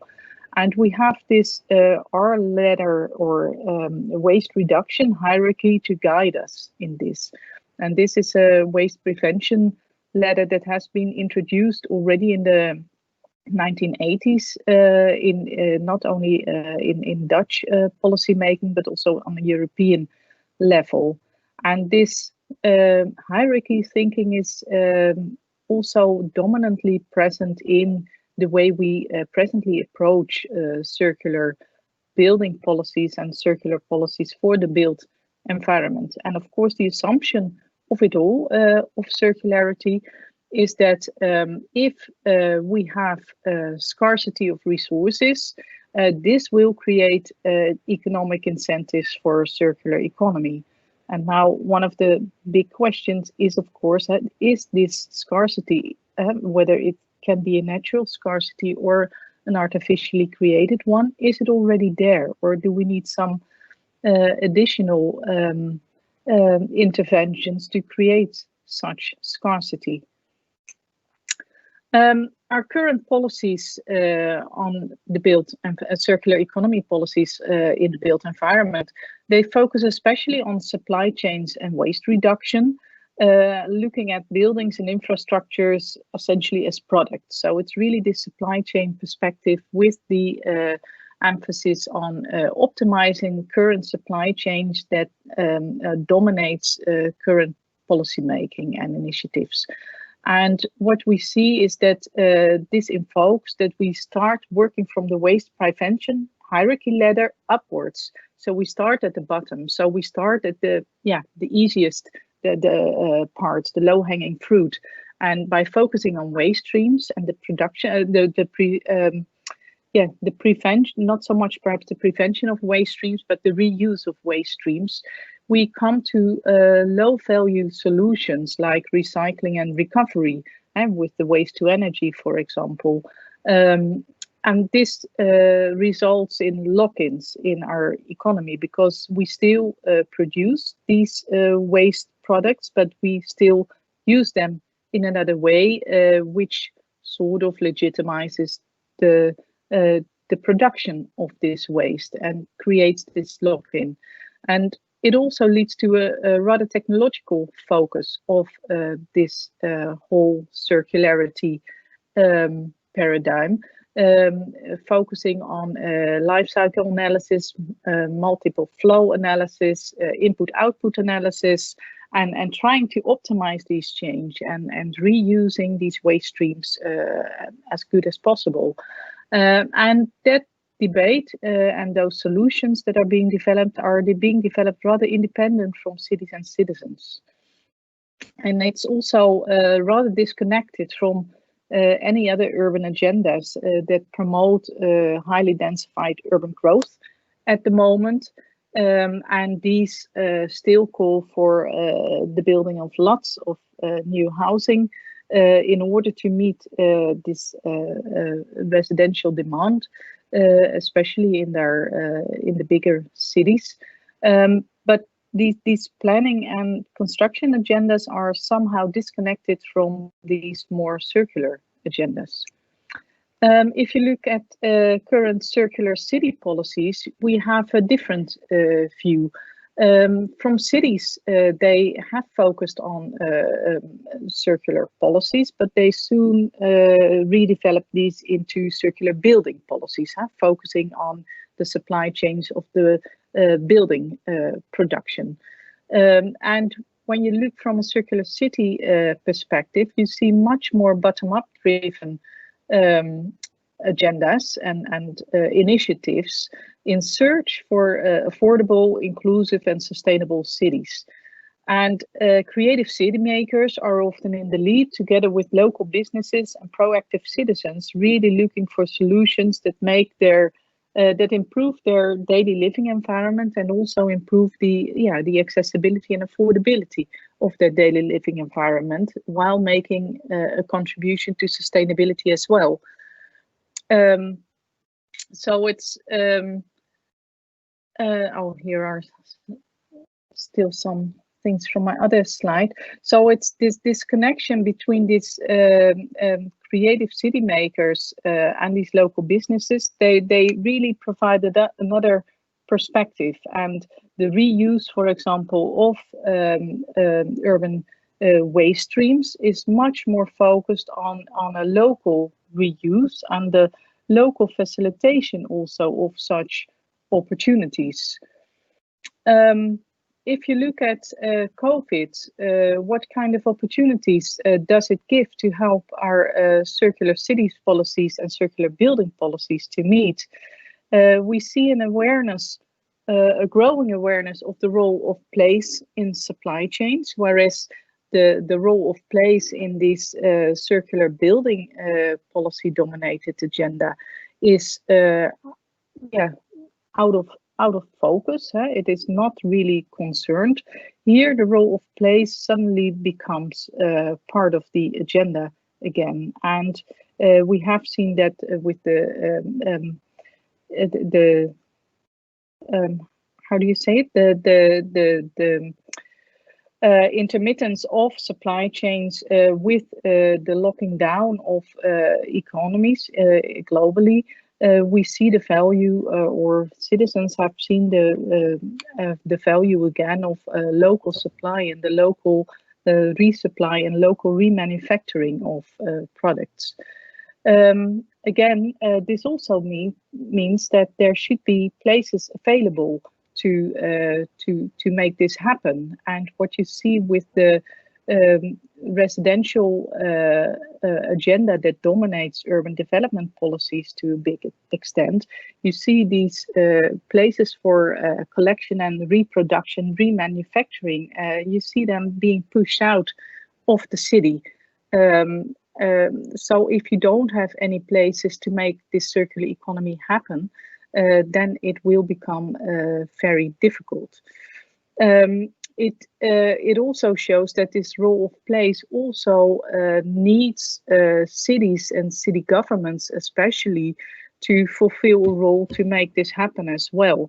The pop-up economy, as was referred to previously already, with providing jobs and economic opportunities while contributing to circular ambitions as well, is of course a good initiative, but at the same time it still allows place, and one of the things of temporary spaces is that both city authorities but also private developers are always very hesitant to provide in such temporary usage of space.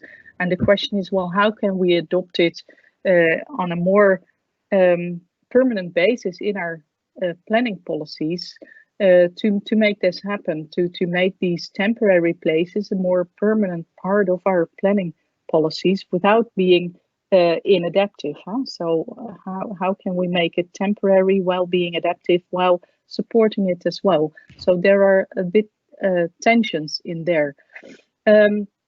COVID also showed the opportunities to revalue public space and its crucial role in climate adaptation. With the 15 or 20-minute districts, for example, with having the availability of green infrastructure, green environments close to your home, but also from a climate adaptation point of view, with its absorptive capacity for heavy rain showers, for example, and for reducing the heat island effect. Nature-based solutions have really become key to making our cities more livable and more sustainable and more circular as well. This also matches nicely with the growing attention for the biological cycles of the circular economy, in addition to material cycles. Urban regeneration, for example, the regrowing of our cities is something that has been, from this more the closing of loop perspective, has not been considered that much yet. But at present, there is a growing attention for example, timber constructions and the use of biological materials as construction materials. And here we come towards a window of opportunity that I see coming up to connect the agendas for industrialized building, affordable housing, and a call for green and accessible cities. And together these agendas, when they indeed can connect, they can become a powerful push for connecting this circular building movement, for connecting it with a more circular city movement and the initiatives that have taken place. And it would be really interesting to see how this agenda would be brought further. I would like to leave it at this. Thank you for your attention.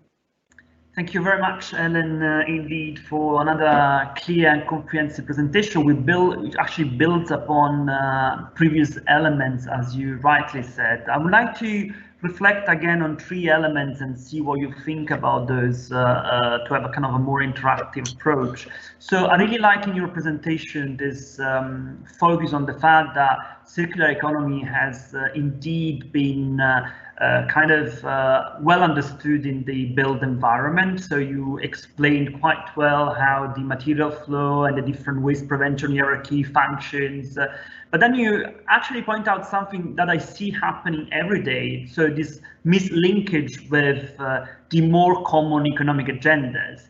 And I think the mislinkage is due to something that you highlighted as a second point, which is the fact that the circular economy agenda in the built environment is so still strongly focused on tech, and on tech, really hard tech, that not even all economists can actually grasp, because they need to definitely have more knowledge on things around engineering. And so it's not just about the economic flow as such in the circular economy, but really implies some more in-depth knowledge that most economy, in particular those working on finance, don't have.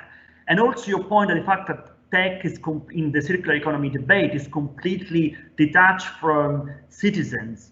And I think this is also something that we need to catch up, in particular if you look at the EU R&I context, where the European Commission has been putting lots of funds on citizen observatories, on citizen using sensors, and on citizen science. So how actually citizens, although they are not expert in the field, and they don't claim to be expert, can actually help researchers in gathering data on air pollution, on outdoor rumors, and so on and so forth. So I think that focus on tech, it's something that we do need to address within the circular economy debate in the built environment.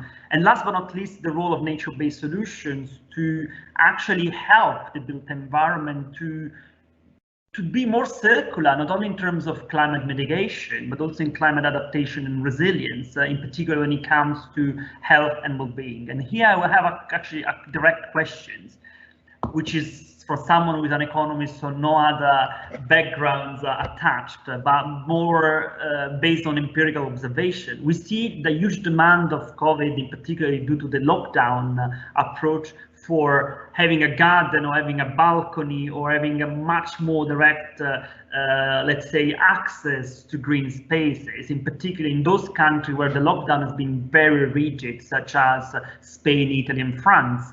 Do you think that there will be a different approach in the way the built environment will be structured around, allocating less compact building in less compact cities? So do you think that the built environment will change the way we see the buildings in our cities becoming really more flexible, also in terms of nature-based solution, and integrating them in more concrete, and I am really concrete in the term of grey infrastructure perspective? Do you see that option coming soon? Well, I hope that it will be coming soon. However, it is, I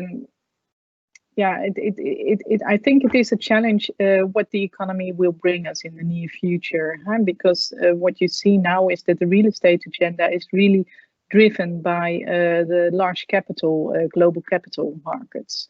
And I think as long as that is the case, and also with the, together with the global labor market, essentially, as long as that is the case, there will be a push for developing small apartments in cities with not so high quality joint spaces.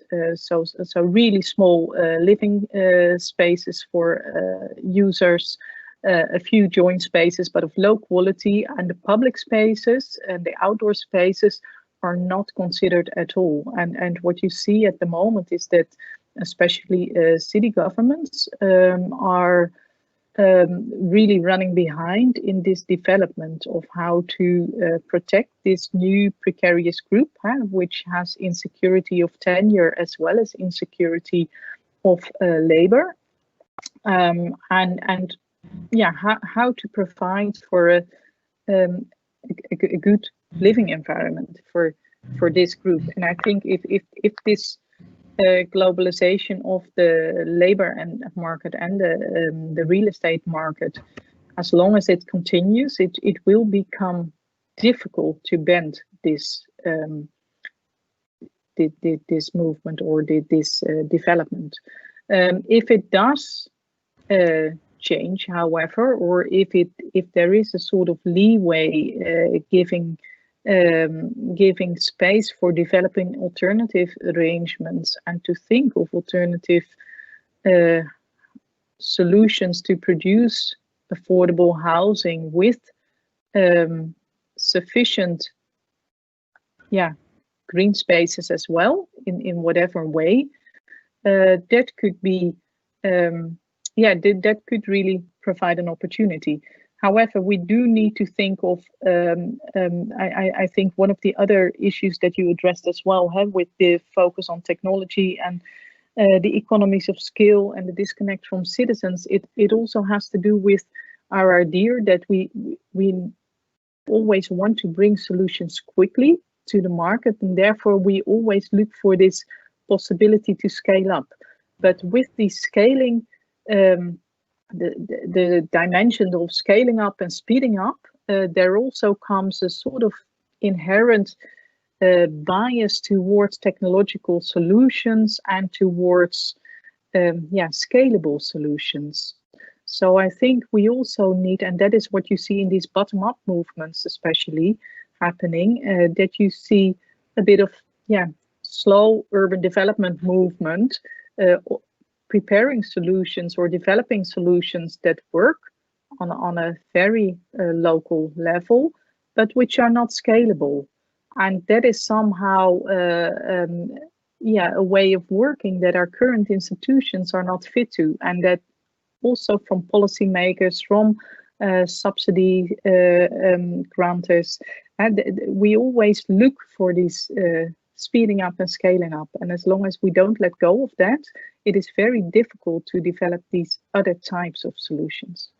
I think what Ellen, you just said is resonated to me a lot. It is always a pleasure when I speak with academics from the Netherlands that you have indeed a very strong school of thought on transition and transformation theories, where it's actually well said. It's not just about scaling up, often it's also about rescaling. And actually it's not only about scaling up solution and outcomes, sometimes it's scaling up processes. So that is actually the narrative behind how you achieve that, because things are very context-based. But if we look at the process of the governance and not just at the final outcome, we might actually learn things that might be replicated in different ways, but in different contexts. My last question, I would like really to have a Twitter answer on this. I mean, in the Netherlands, you do have also, you were saying, we need to address and reconnect with the current urban agendas at the local level to make sure that this circularity is really well addressed. And, we at the European Commission, by doing several ways, we had the Pact of Amsterdam with the urban agenda for the EU, where circular economy is one of the urban partnership. But we are also launching together, in particular the Joint Research Center of the European Commission, EASME, the agency I represent, and the DG Research Innovation, an initiative called City Science Initiative, which is really bringing science in the city and make actually what you're doing, this connection through the science glue. And Amsterdam, for instance, is a clear example of that, where the vice mayor promoted an agenda on circular economy, really also thanks to a city science officer in the city of Amsterdam. So what is the role that science can play in this respect? So a quick reflection on that. Yeah, I think the role of city science is especially perhaps not make it too scientific. So what is the definition of city science, and also include citizens in developing that? I think that is one of the key ambitions, and just using citizens to produce science, I think that would not be the way forward. So the idea is really to make it valuable for citizens as well. Yeah, and I think that was also the idea that other speakers have been highlighting today, that this co-creation is really at the heart of it, where different actors bring all together what they can bring, and not that someone is just using the other, the academic not using cities as a case study and so on and so forth. So thank you very much, Ellen, with that. I'm very also happy that we had a very, a panel on all women, which is so nice sometimes to see kind of gender diversity. I mean, we have been discriminating a bit the other sex, but I think this is what I want to say is that because the circular economy is often seen as a technocratical and technical fields, but we do need also more representation of women in technical fields and STEM. So I'm happy that at least this panel has been positively biased. We have another women speaker, and then we do have two male representatives as a final conclusion. But I would like to give the floor to Maria Cerreta, who is professor at the Department of Architecture of the University of Naples, Federico II. And I think Maria is actually also very important today here because she will kind of put emphasis on something that the Ministry of Research and Innovation in Italy has been funding in the context of circular cities, what they called a project of national interest for R&I. So Maria, thank you very much for being with us today. The floor is yours. Really, thank you so much for your kind presentation, and I am very happy to be here and to share with you some of the results that we elaborated during a national research project that ended before the pandemic period, but is particularly interesting for the perspective that was identified, and also because it was concerned on the metropolitan cities related to the circular economy model, considering also the opportunity that the interaction between this approach and the different reality of metropolitan city can activate. So I try to put the do you see my screen? We do, yeah. Okay. So we started from some reflection that are related to the circular economy model, but very, very short. Then our proposal, and especially the connection with something that many of the previous speakers identified in a very interesting way. We started from the idea of the circular economy, but also from the opportunity that the circular economy model could be implemented with a particular relevant approach for the city port system. Starting also from the idea that the circular city could be regenerative and accessible, and also able to activate interesting processes where waste are different kind of waste. The interpretation of waste also is interesting for the activation of models of interpretation, but also of model, for my point of view, of assessment. Starting from this, we defined a sort of proposal of approach that is C4, where cities, circular, cultural, and creative. These three dimensions related to the city consideration could be interesting to activate a methodological approach that is related to an integrated assessment model, where we started from the perspective of circular economy, but also from the perspective of cultural and creative cities, and also including the cultural ecosystem services. This defined a sort of methodological framework particularly interesting for a multi-scale approach that is also consistent with some reflection that the previous speaker made, where the dimension and especially the relation to scale is particularly interesting, where we consider the methodological approach for a metropolitan city, where a city as defined from different scale, and the consideration of scale for the selection of processes and also for the elaboration of new strategies is particularly relevant. And we worked on the scale of the metropolitan city of Naples, but also on the city of Naples with attention to the historic center and the port scale, with the three different approach, but also integrated among them, considering the opportunity to activate a sort of spatiality of the models, where the gathering of hard data was also combined with the perception of soft data, and also with the tools of the multi-criteria decision analysis. In the first result, we obtained a sort of a C4 index map that is an expression of these multidimensional opportunities for the metropolitan city of Naples. For the second level related to city center of Naples, we identified some perspective from the eco-evaluation process. And for the last one, we elaborated a sort of optimal solution ranking related to the implementation of the circular city model for the city port system for Naples itself. So the proposal started from these three main relevant dimensions, geographical dimensions that are also economic, social, and cultural dimensions. In this perspective, we elaborated also some indicators starting from the JRC monitor, but integrating the perspective of JRC, considering also some other indicators useful to respect the specific dimension of the reality of the metropolitan city of Naples, where cultural vibrancy, creative economy, and enabling environment identify also the three main dimensions useful to explore the opportunities of metropolitan cities in a perspective of circular city model. And this is one of our results that define a sort of map of opportunities for the C4 index, where in green we consider the opportunities also of the different municipalities that are part of the metropolitan region, and also identify the crucial aspect that could be relevant to explore for new strategies for a metropolitan city policy for cultural dimension, but also for the implementation of a cultural circular vision for the city. At the same time, we explored the opportunities of the cultural ecosystem services, because the dimension of cultural is particularly relevant for the identification of two points of view. One of these is tangible, and the second is intangible.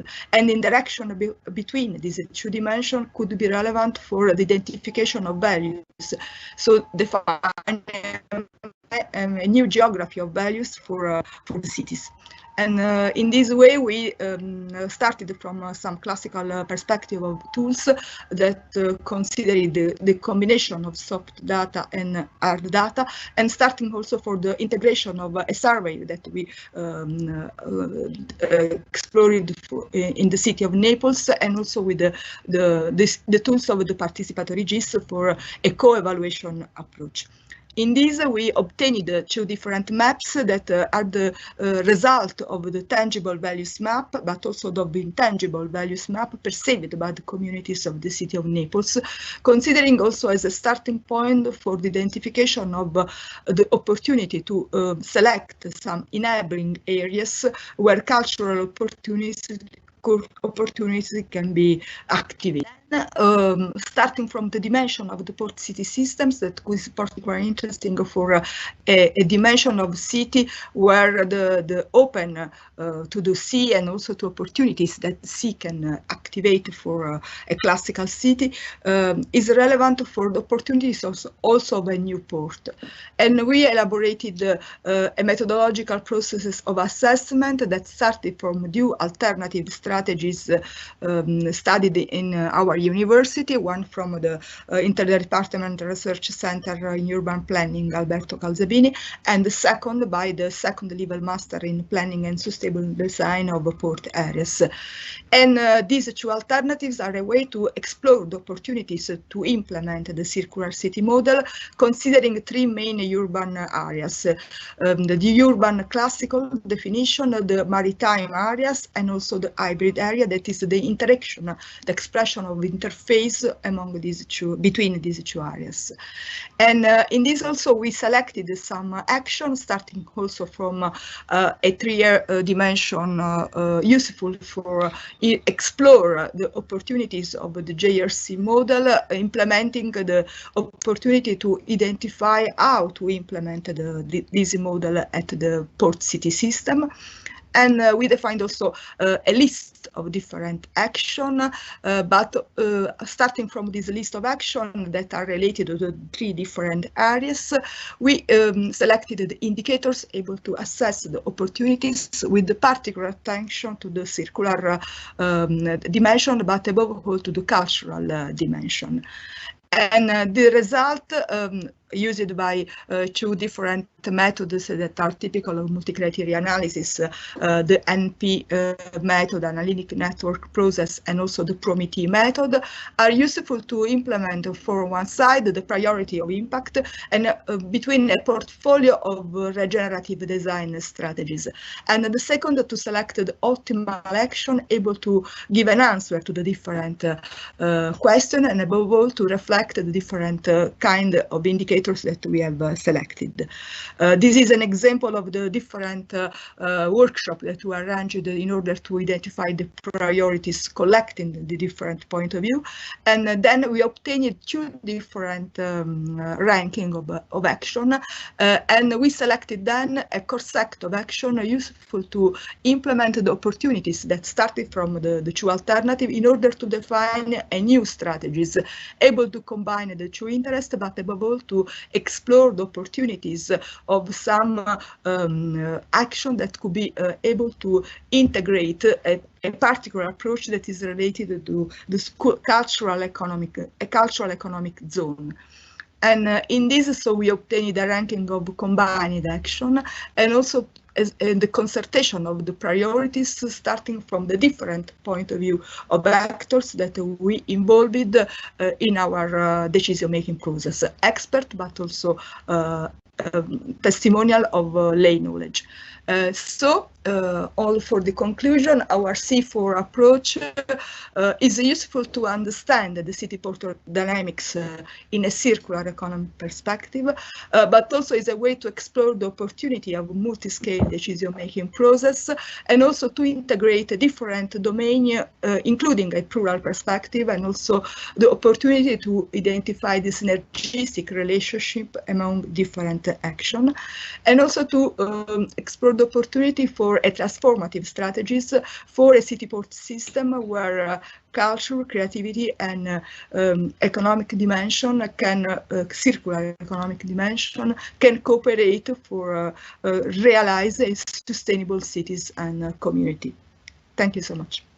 Thank you very much, Maria. I'm impressed about the results of this project, really. I mean, I will definitely be in touch for the extensive indexes that you have been creating, which is not so usual for the, I mean, as an economist, I must admit I was really impressed to see the integration of different dimensions and the spatial visualization of those at the geographical level, which I think it's often missing. So definitely, I was really positively impressed. 3 reflections as always, and your quick reaction on those. So of course, the key aspect of your project is this intersectionality of 3 dimensions, the circular, the culture, and the creative aspect, which I think is really what we want to do also from an EU research and innovation perspective, giving the signal that first package, EU package on circular economy was all about, you know, material flow, waste, water, and basically the technology side around it. While the second package and the revision of it, it's also including culture, heritage, and creativity as something that supplement the core of the circular economy pillar. So definitely appreciated that kind of approach on your side, which leads me to the second point that you mentioned around how values, the tangible, intangible part of cultural heritage. I mean, this is not new. What is new, though, is like how can you use these values to revitalize and regenerate an area such as the port, the city port in Naples, which I also find pretty interesting. And the third one that catch my attention is also, okay, I'm very biased here. I did a PhD on social capital in economics, but this focus on openness, tolerance, and trust, which I think really is in line with the today topic of the World Cities Days on valuing communities. Often the communities, to value them, you do need to actually take into account the lack of trust, in particular when it comes to being engaged with a municipality that they may not trust at all. And so I was wondering, can you elaborate a bit more on this, let's say, values and intangible aspect of cultural heritage, and how do they fit into your model?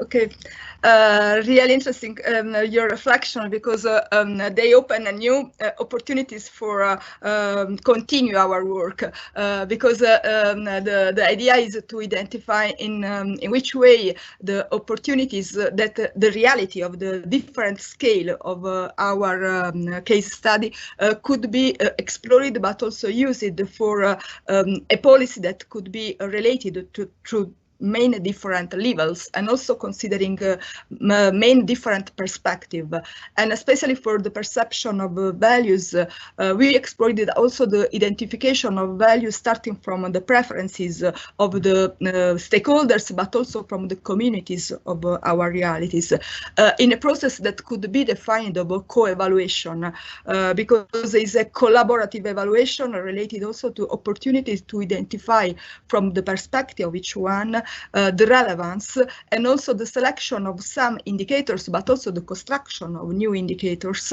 that need to reflect the interaction among the main dimension of circularity, but also of cultural and creativity opportunities.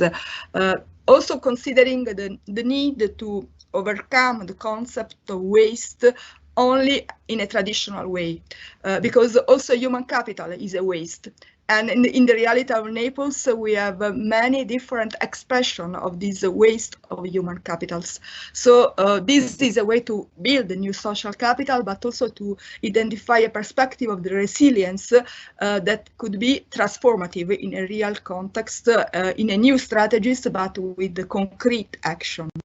So I think that could be this could be a perspective of researchers, but also a concrete way to support the policy, and especially a plan that the metropolitan city could identify for the transformation and also the regeneration of its territory in the south, especially in the south, and especially in a city as Naples, that is a multicultural city, and also a complex reality where heritage is a reference, and also is a symbolic way to activate a process of identity, where identity is expression of different kind of values, above all intangible, but also economic in some way. Great, thank you very much, Maria. I really also appreciated this last point, and human capital as a waste, which resonate to what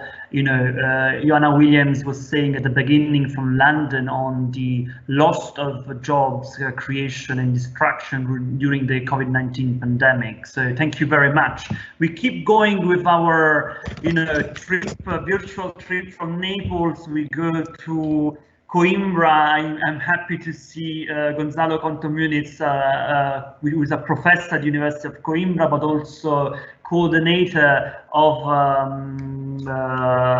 one of the European project that he will tell you, Urbanat. And I think Gonzalo present at this point is particularly relevant, because we're starting this journey by putting emphasis on the spatial dimension of circular cities, on how to integrate nature-based solutions in a more strong economic debate around growth and development. Then we span into the different flows and the different stakeholders. Maria put everything together into indices and maps, but also pointed out the need to recognize and reconcile nature and culture for a vision of a city which is not only circular but equally cultural and creative. So I think that now, Gonzalo, it's your time to actually explain to us, please, shortly, how you are actually drawing this link between culture and nature for sustainable urban development. Thank you very much for being with us today. Thank you very much, Ugo. Thank you for waiting for my connection. It was a little bit difficult, but let's try to move now very quickly to my presentation. That will be I will do, of course, a link with our project that we already present in the last meeting of the UN Habitat. And now I'll try to go more directly to the idea of rethinking nature-based solutions. That's one of the targets of the project, and why it was also financed. Try to rethink the way we are not only implementing but also designing nature-based solutions. So, and going from the topics that you brought to the discussion, nature-based solutions, COVID-19, and reduce negative impacts on city development, I'd like to add the human perspective and how it will bring us from the COVID-19 to a more inclusive urban planning, and also this idea of the healthy corridors as a cluster of nature-based solutions. So we know that COVID-19 is increasing inequalities in cities by limiting access to public space, by confining citizens to their houses, by imposing remote work, by growing unemployment, by cancelling public and community events, and by decreasing the public transports. So when we are now in the second wave, and this looks more and more important to discuss, but we also see that this discussion is bringing also some opportunities to the cities, and we are now seeing that we are creating more solidarity networks, improving the quality of air and water, bonding families, innovating other forms of work, rethinking the way of living, and increasing slow mobility, transforming streets into a place for citizens, as we see here in these avenues in Porto, where the municipality is increasing the public space by shifting in the weekends as places for activities for citizens. So if we want to discuss these solutions, we would like to go from not only nature-based solutions, but also solutions that are human-centered, and not only circular economy, but also social and solidarity economy solutions. And this probably will be also the link with the discussions that we are having about circular economy. Not only the public space, but also the inclusive public space for all, and not only physical meetings, but also serious games, taking advantage of digital enablers, and not only green spaces, but also healthy ones. So a little bit in detail. Gonzalo, sorry to interrupt you. We just see the first slide. So since we don't want to overlose time, I don't know if you're moving your presentation, but we just see the first slide in the screen. So just to be aware of that. Okay, so I don't know. But you can continue. I mean, I can continue. Yes, sorry. So also this idea that that we would like to combine the solutions that are products and infrastructures related to nature-based solutions that are products and infrastructures, such as urban farms, with solutions that are process and services as communitarian urban farms. So this is an important shift from the sense of improving the sense of community in the places. We have some images here. I don't know if you are seeing it, but this also the idea of combining solutions that reuse waste as food waste with composting, with solutions that support producers to create network as solidarity markets for local producers, and also, for instance, bread houses, as we have, for instance, in our city in Bulgaria, bread houses associations that are increasing also this way of producing food in a very communitarian way, increasing also the sense of belonging to the community. Also, this idea of combining the public spaces as streets, squares, and parks with solutions that create more walking areas for children, for women, and for elder people, for citizens with specificities. So this is one of the targets of this idea of making the public space more inclusive.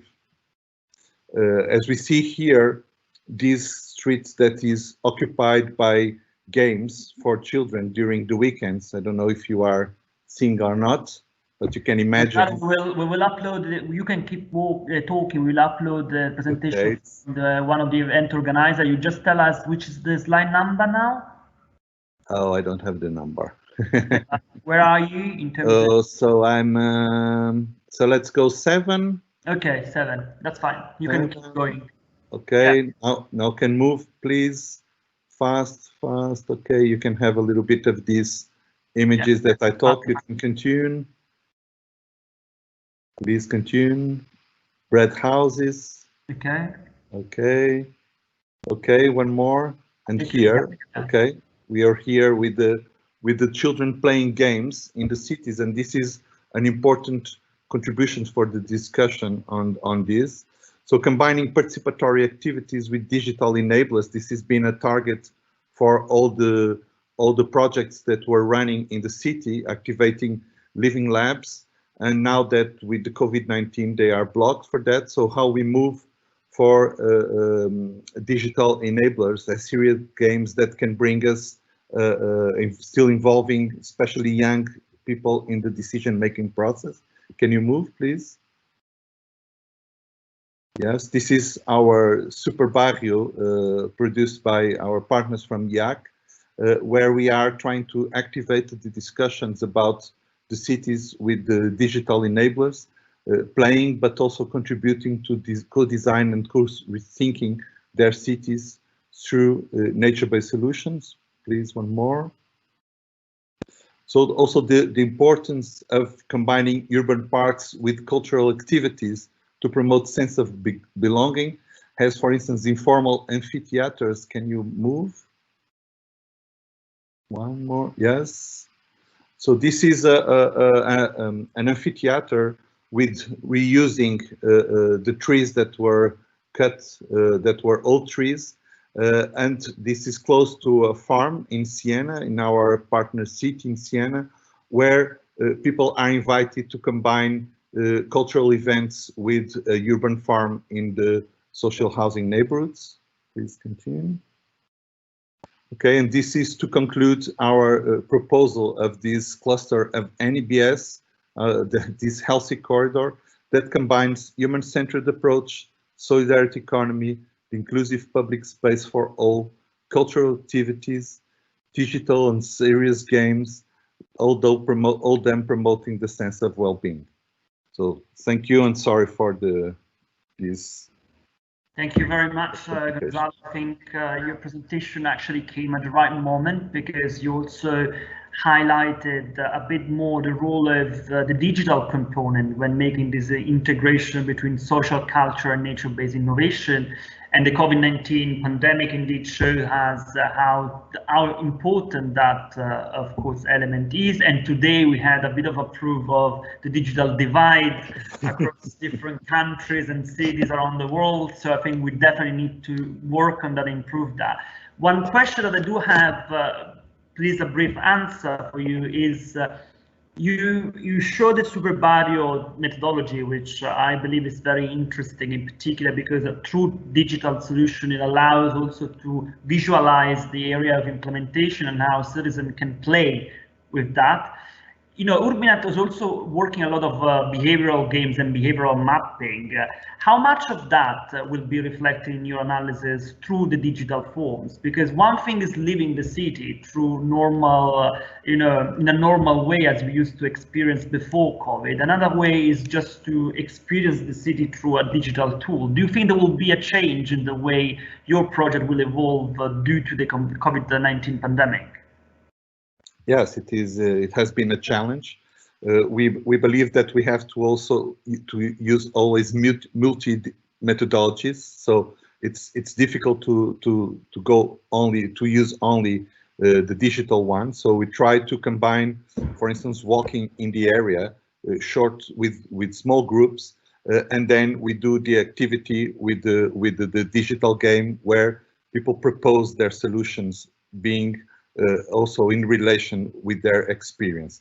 So I think we have to still struggle for a combination of methods, although we know that the digital world is also a very world of opportunities, and it is also very important how you see the impact of your decisions. So in these digital games, you go through the city that you already know, but and the decisions you take by selecting a set of solutions, you also see the impact that can have on well-being, economy, leisure, and mobility.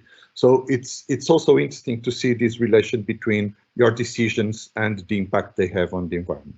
And I think your presentation, Rubinet, also highlights another very prominent debate now in the COVID-19 pandemic, which is how digital technology can actually be maybe an enable to repopulate historic centers and historic town and villages that were abandoned, because people are actually those that can at least work from home, re-inhabit those areas where there is really much broader space also for social distancing, and so while keeping still the same job. So we see a trend of those big cities like Milan, London, Frankfurt, seeing a huge amount of human capital going back maybe to their original towns and historic city where they're from and working from home from there. So I think that this kind of displacement of the digital world maybe also act as an enable in the post-COVID-19 crisis. We will see what that will imply for the sustainable urban development approach. We have the last two presentations. Thanks a lot, Gonzalo, for that. Thank you. And I would like to call Professor Pasquale De Toro, always from the Department of Architecture of the University of Naples Federico II, and I think Pasquale's presentation will build upon the previous presentation of Maria. So Pasquale, the floor is yours. Thank you very much for being with us today. Thank you.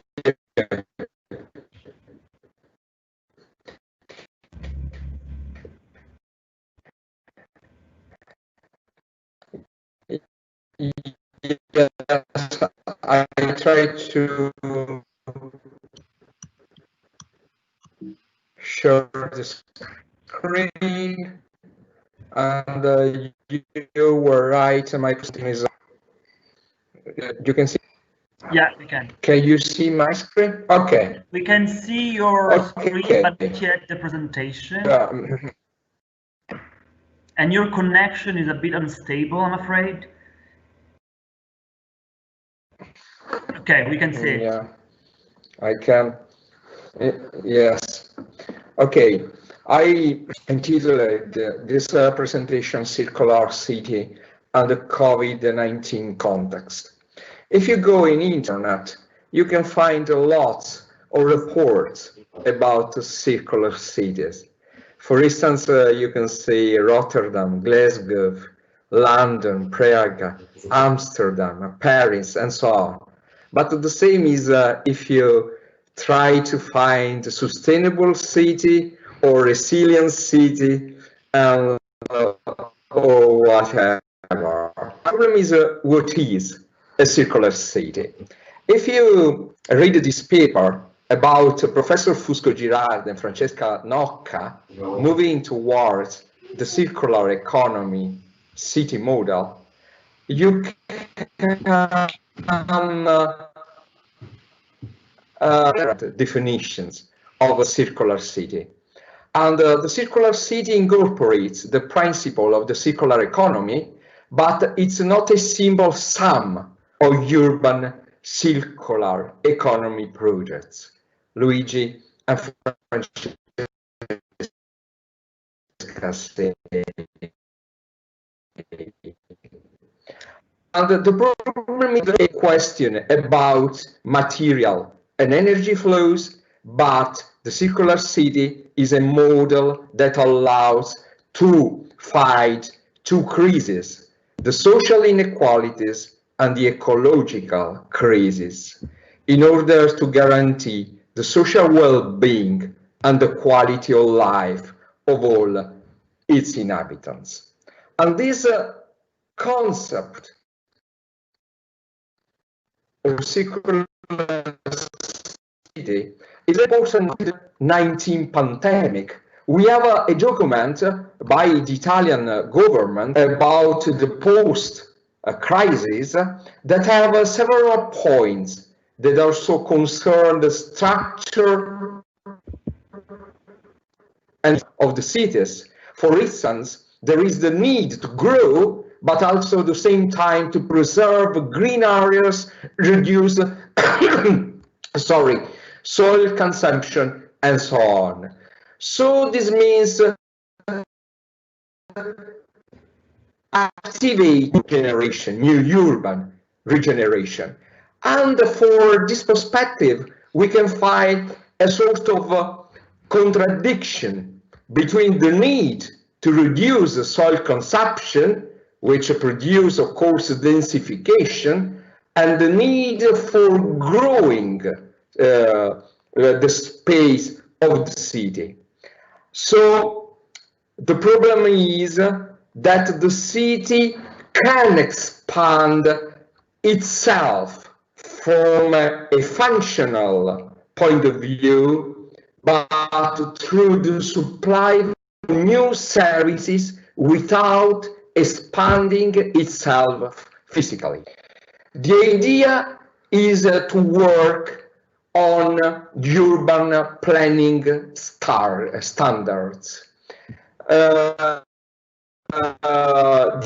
idea is that we land consumption, but at the same time supplying urban services for the community. And this means to work in empty spaces, in interstitial areas, in ranges of the various urban peripheral species. So the periphery began a very crucial point for the development of the city. And we have so enhanced the residential heritage, but also the facilities for the people, common spaces, intermediate spaces, and so on. So we can see that we have to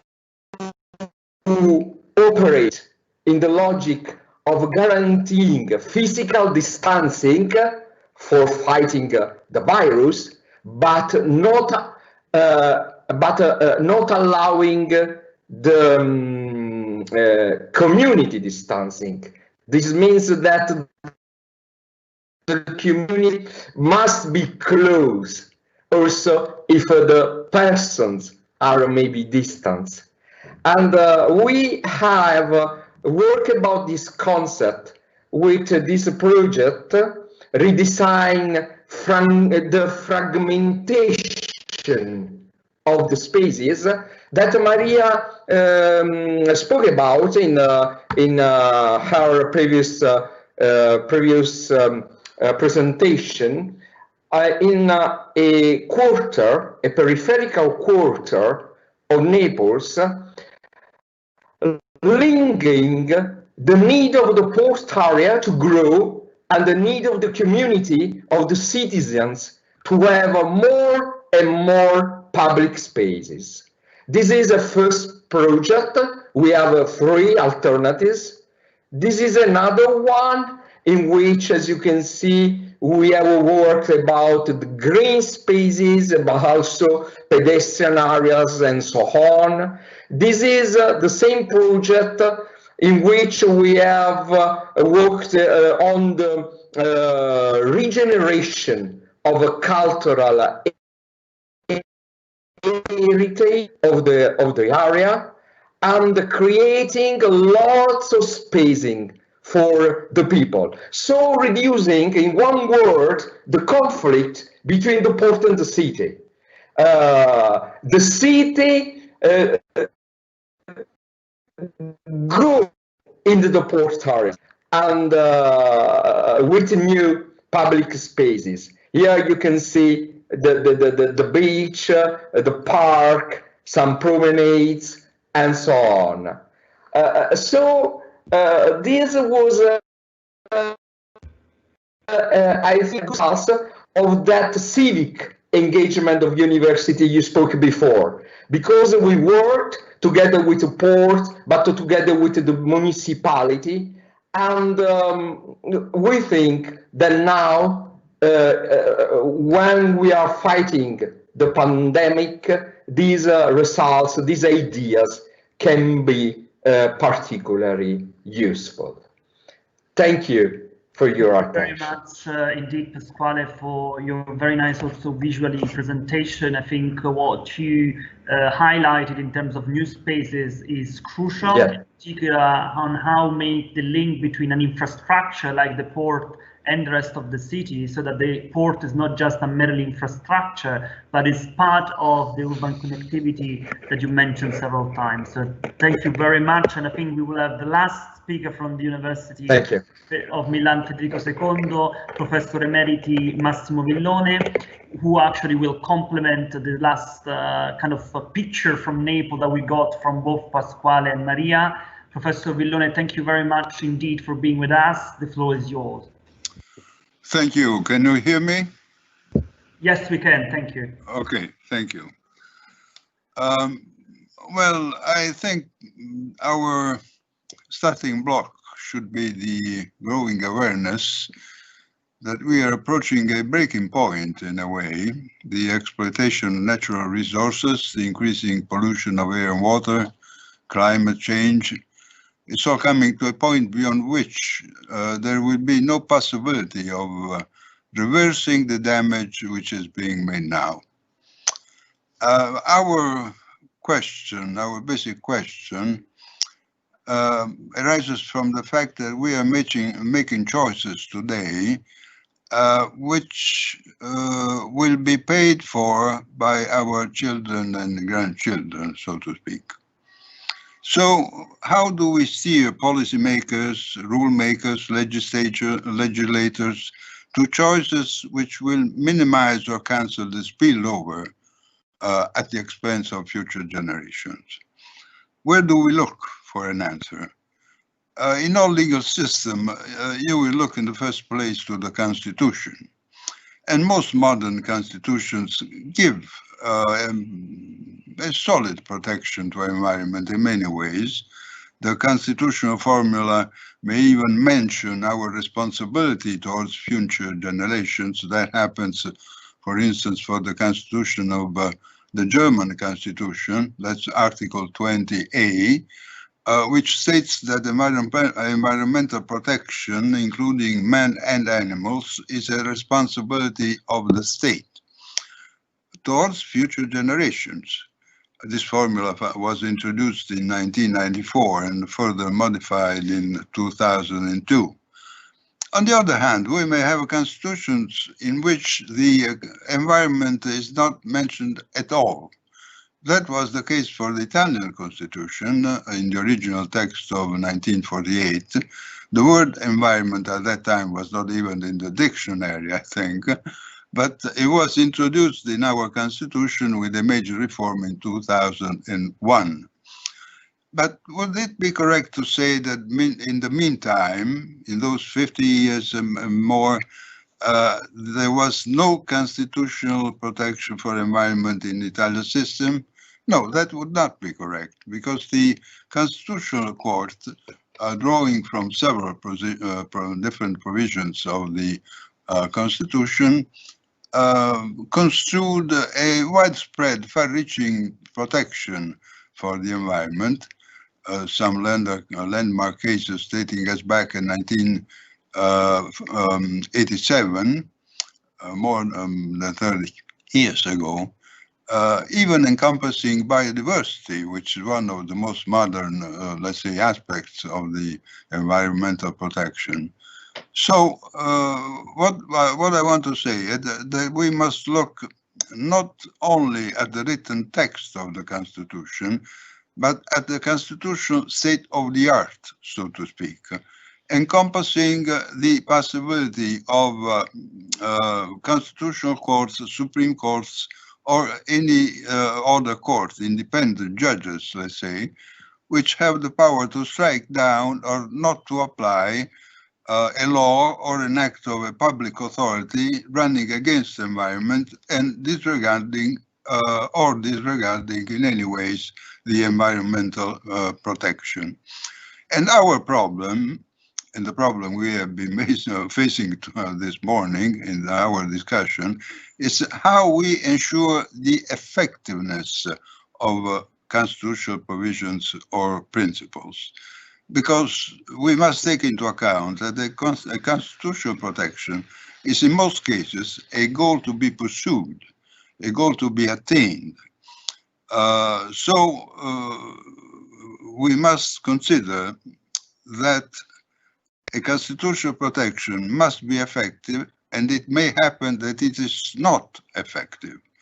That happens because constitutions are living structures in history, you know.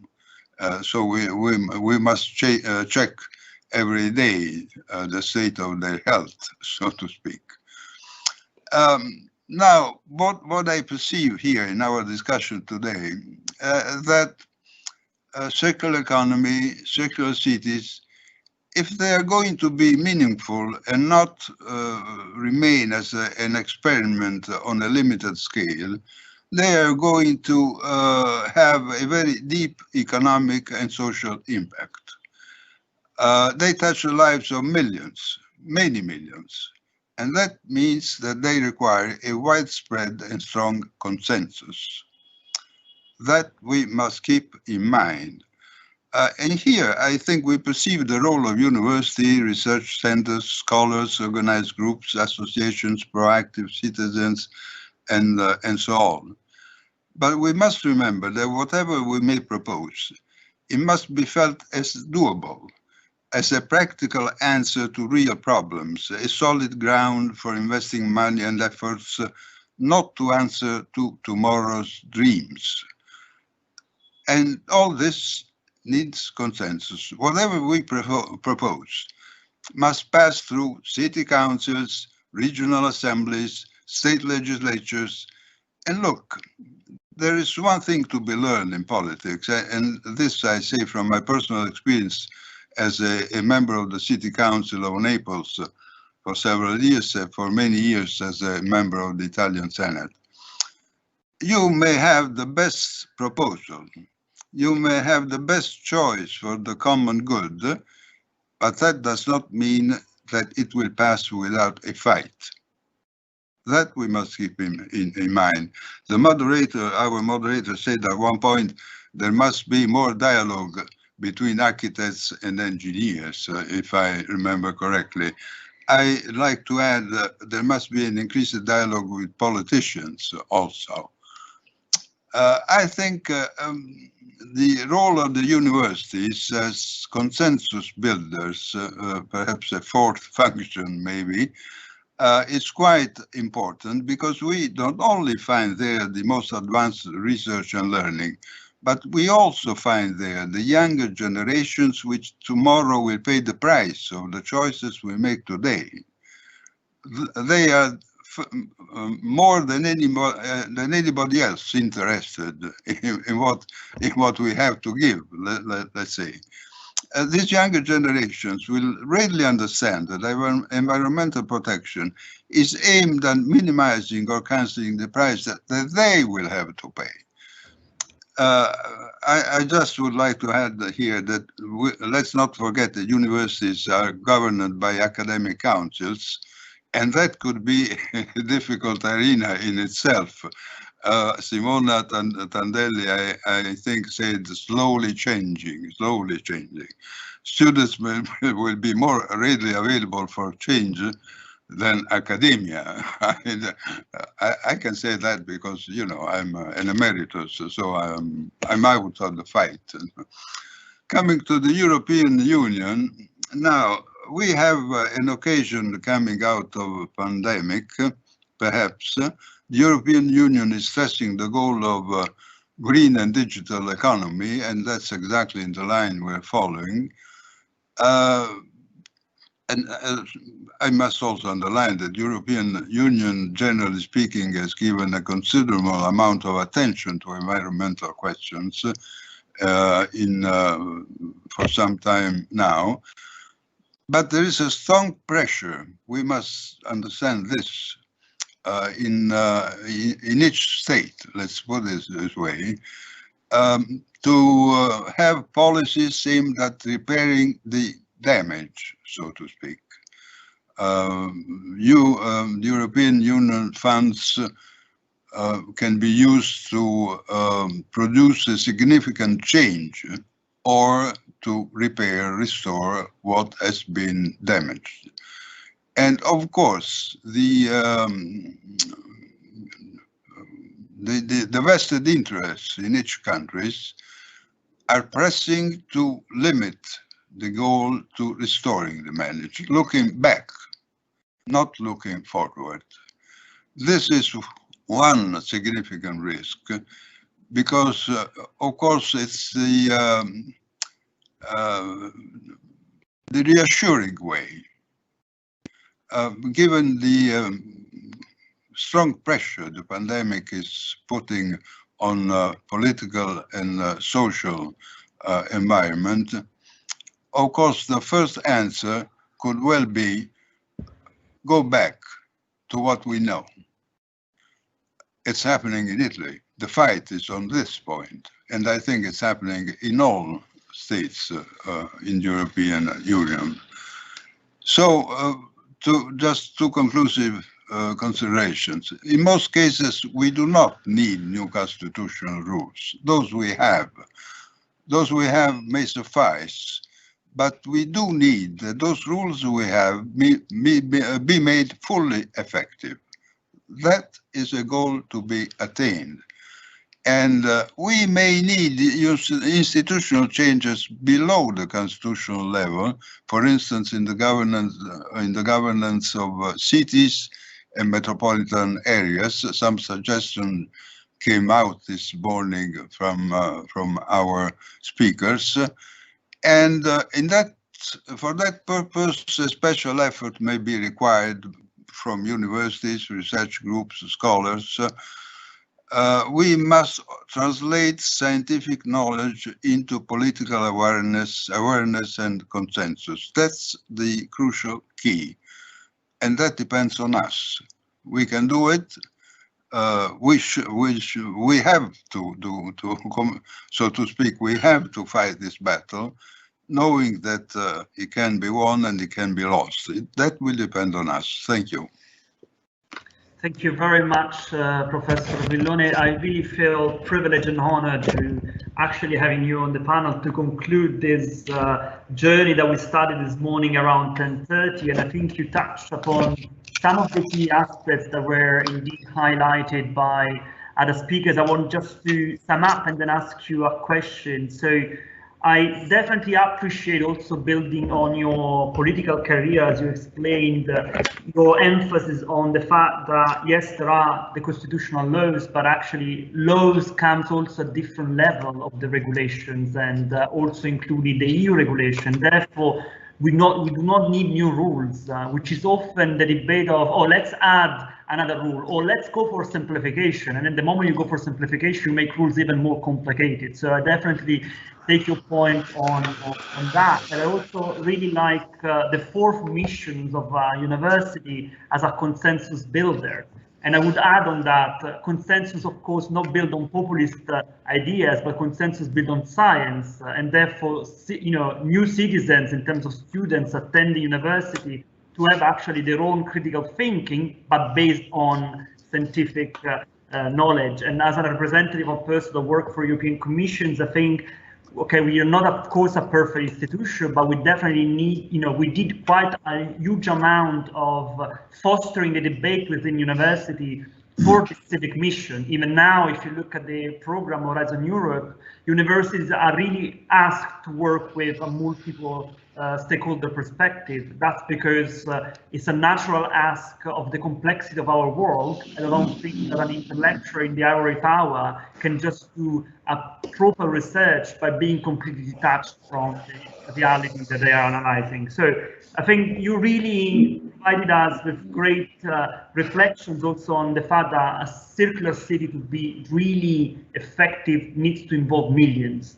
And I think this is the struggle of what I see when several of our projects funded by the EU focus on the very local bottom-up initiative that, although being super interesting, appear to be quite niche. And I think we need to go over this niche approach. We need to actually showcase that we are not only talking about the minority of the minority or about the elite. We are actually talking about something that could impact millions of lives around the world. So thank you very much for that. And my last question, so for you, that you had actually such as, you know, solid experience in different fields, not only in academia, but also in politics. You mentioned this consensus building across generations, which I really like. The inter and intra-generational approaches that have been put at the heart of the Sustainable Development Agenda since the Rio Summit and the Rio +20 summit that followed. How do we reconcile a voice like yours with a voice like you know, Greta Thunberg, that actually is saying previous generation really missed up. Previous generation really left on us the burden of making these changes because they were so narrow-minded that you just focus on economic growth. And now as the new generation, I mean, I couldn't include myself with Greta, but Greta says, as we are completely left behind, that we need to catch up with the whole thinking of restructuring the world. So how do we reconcile the different generations? Because I think this is a big challenge nowadays. Well, I will say that I don't need to be reconciled. I've always been told that once you grow older, you go back to being a child, you know. So what is very dangerous is the middle age. Old people have no medal to be conquered. And that is why I understand Greta very well. More than anyone behind my shoulders who's still struggling to get the result for himself. So I think, if possible, to have some place, some occasion in which not so young people like me and Professor Fusco-Girard may give the contribution of a wisdom which comes out of the long gallery of years behind us. I understand, Greta. I say that with, I'm fully convinced about that. And I also understand why in some places where politics is fight over interests, today's or tomorrow's interests, she's not liked at all, you know. She's seen as a competitor there. Yeah. She's not a competitor to me. That's great. Thank you very much, Professor Emeritus Villone. It's been a real pleasure for us to having you here. I mean, my role as a moderator for a Saturday morning, I must admit, is finished, and it has been quite different from what I was expecting when I was invited, but equally interesting and challenging as all the event organized by Professor Fusco-Girard. And I would like to give you, Professor Fusco-Girard, the last word to conclude this event, bearing in mind that we are nearly touching 1:30, which is for Naples lunchtime is normal, but from people based somewhere else in Europe may be too late. So please try to be concise, and the floor is yours. Thank you very much to all the panelists for the great presentation. It was an honor to be here today with you.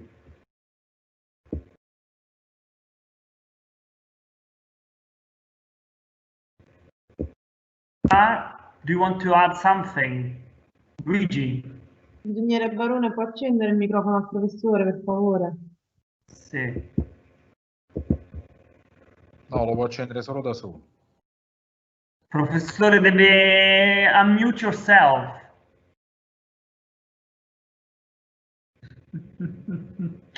Okay, I guess that, do you take into account the difficulties that we are having with the latest technology? I'll do the conclusion, and thank you all for being with us today. And I see that Professor Girard is actually speaking. Let's see if he manages to do that quickly or not. Yes, you are there. Ci sentiamo. Okay. Professore, a quick conclusion.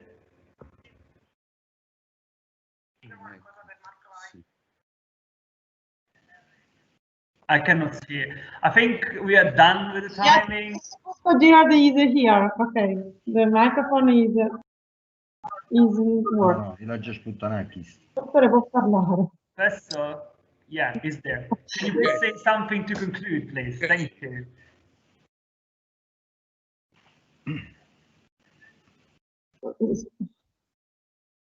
Yes. Do you hear me? Do you hear me? Okay. First of all, I thank you very much, you all, because was a very difficult experience for us, for all us. I received many emails from Robert Costanza, from Mark Weiss, from George Kenning, from Peter Nykamp. They suggested us why you use Zoom not because it could be much more easy for us to connect. In any case, we have all PowerPoint presentations, so we can put them in the website of UN Habitat and also the website of the Laboratory on Creativity and Sustainability. Don't forget that we have also a third meeting before the end of January, so that we can also improve our discussion about the different topics that emerged today. Also, recovering some other colleagues, MIT, for example, was not able to participate today because they were flying, they were moving, I don't know what. Don't forget that we are thinking to edit a book in which we request all the contribution. Why? Because the research should be continued.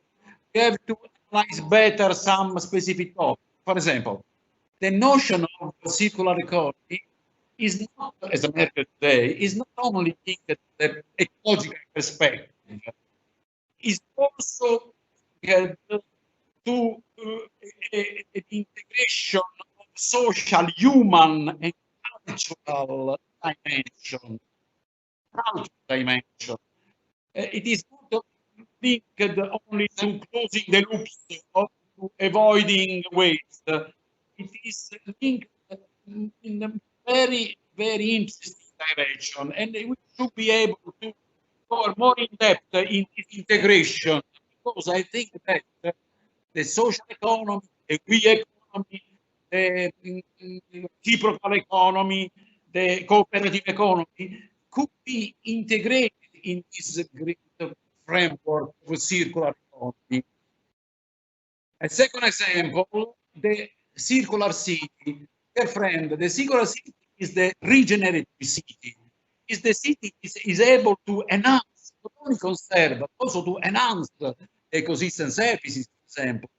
They enhance the existing capitals, not only natural, also human capitals, but also man-made capitals, but also social capitals. So we have to go more depth to understand in which way a regenerative urban planning can be implemented.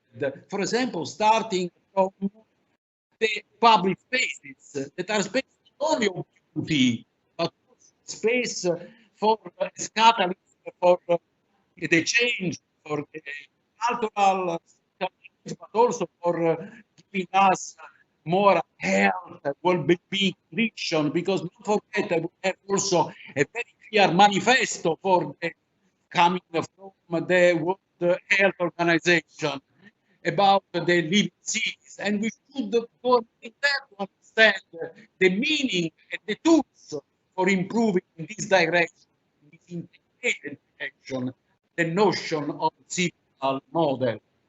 So I stop here because we are late, and I again thank you very much. Again, thank you to Guarnacci. Again, I thank you all. I'm sorry with Mark Weiss, but I cannot continue this discussion at a third occasion. I thank, first of all, the President of the European Parliament that showed his great interest in urban transformation and in making our cities more sustainable. Thank you very much, dear friends. Thank you again. Thank you.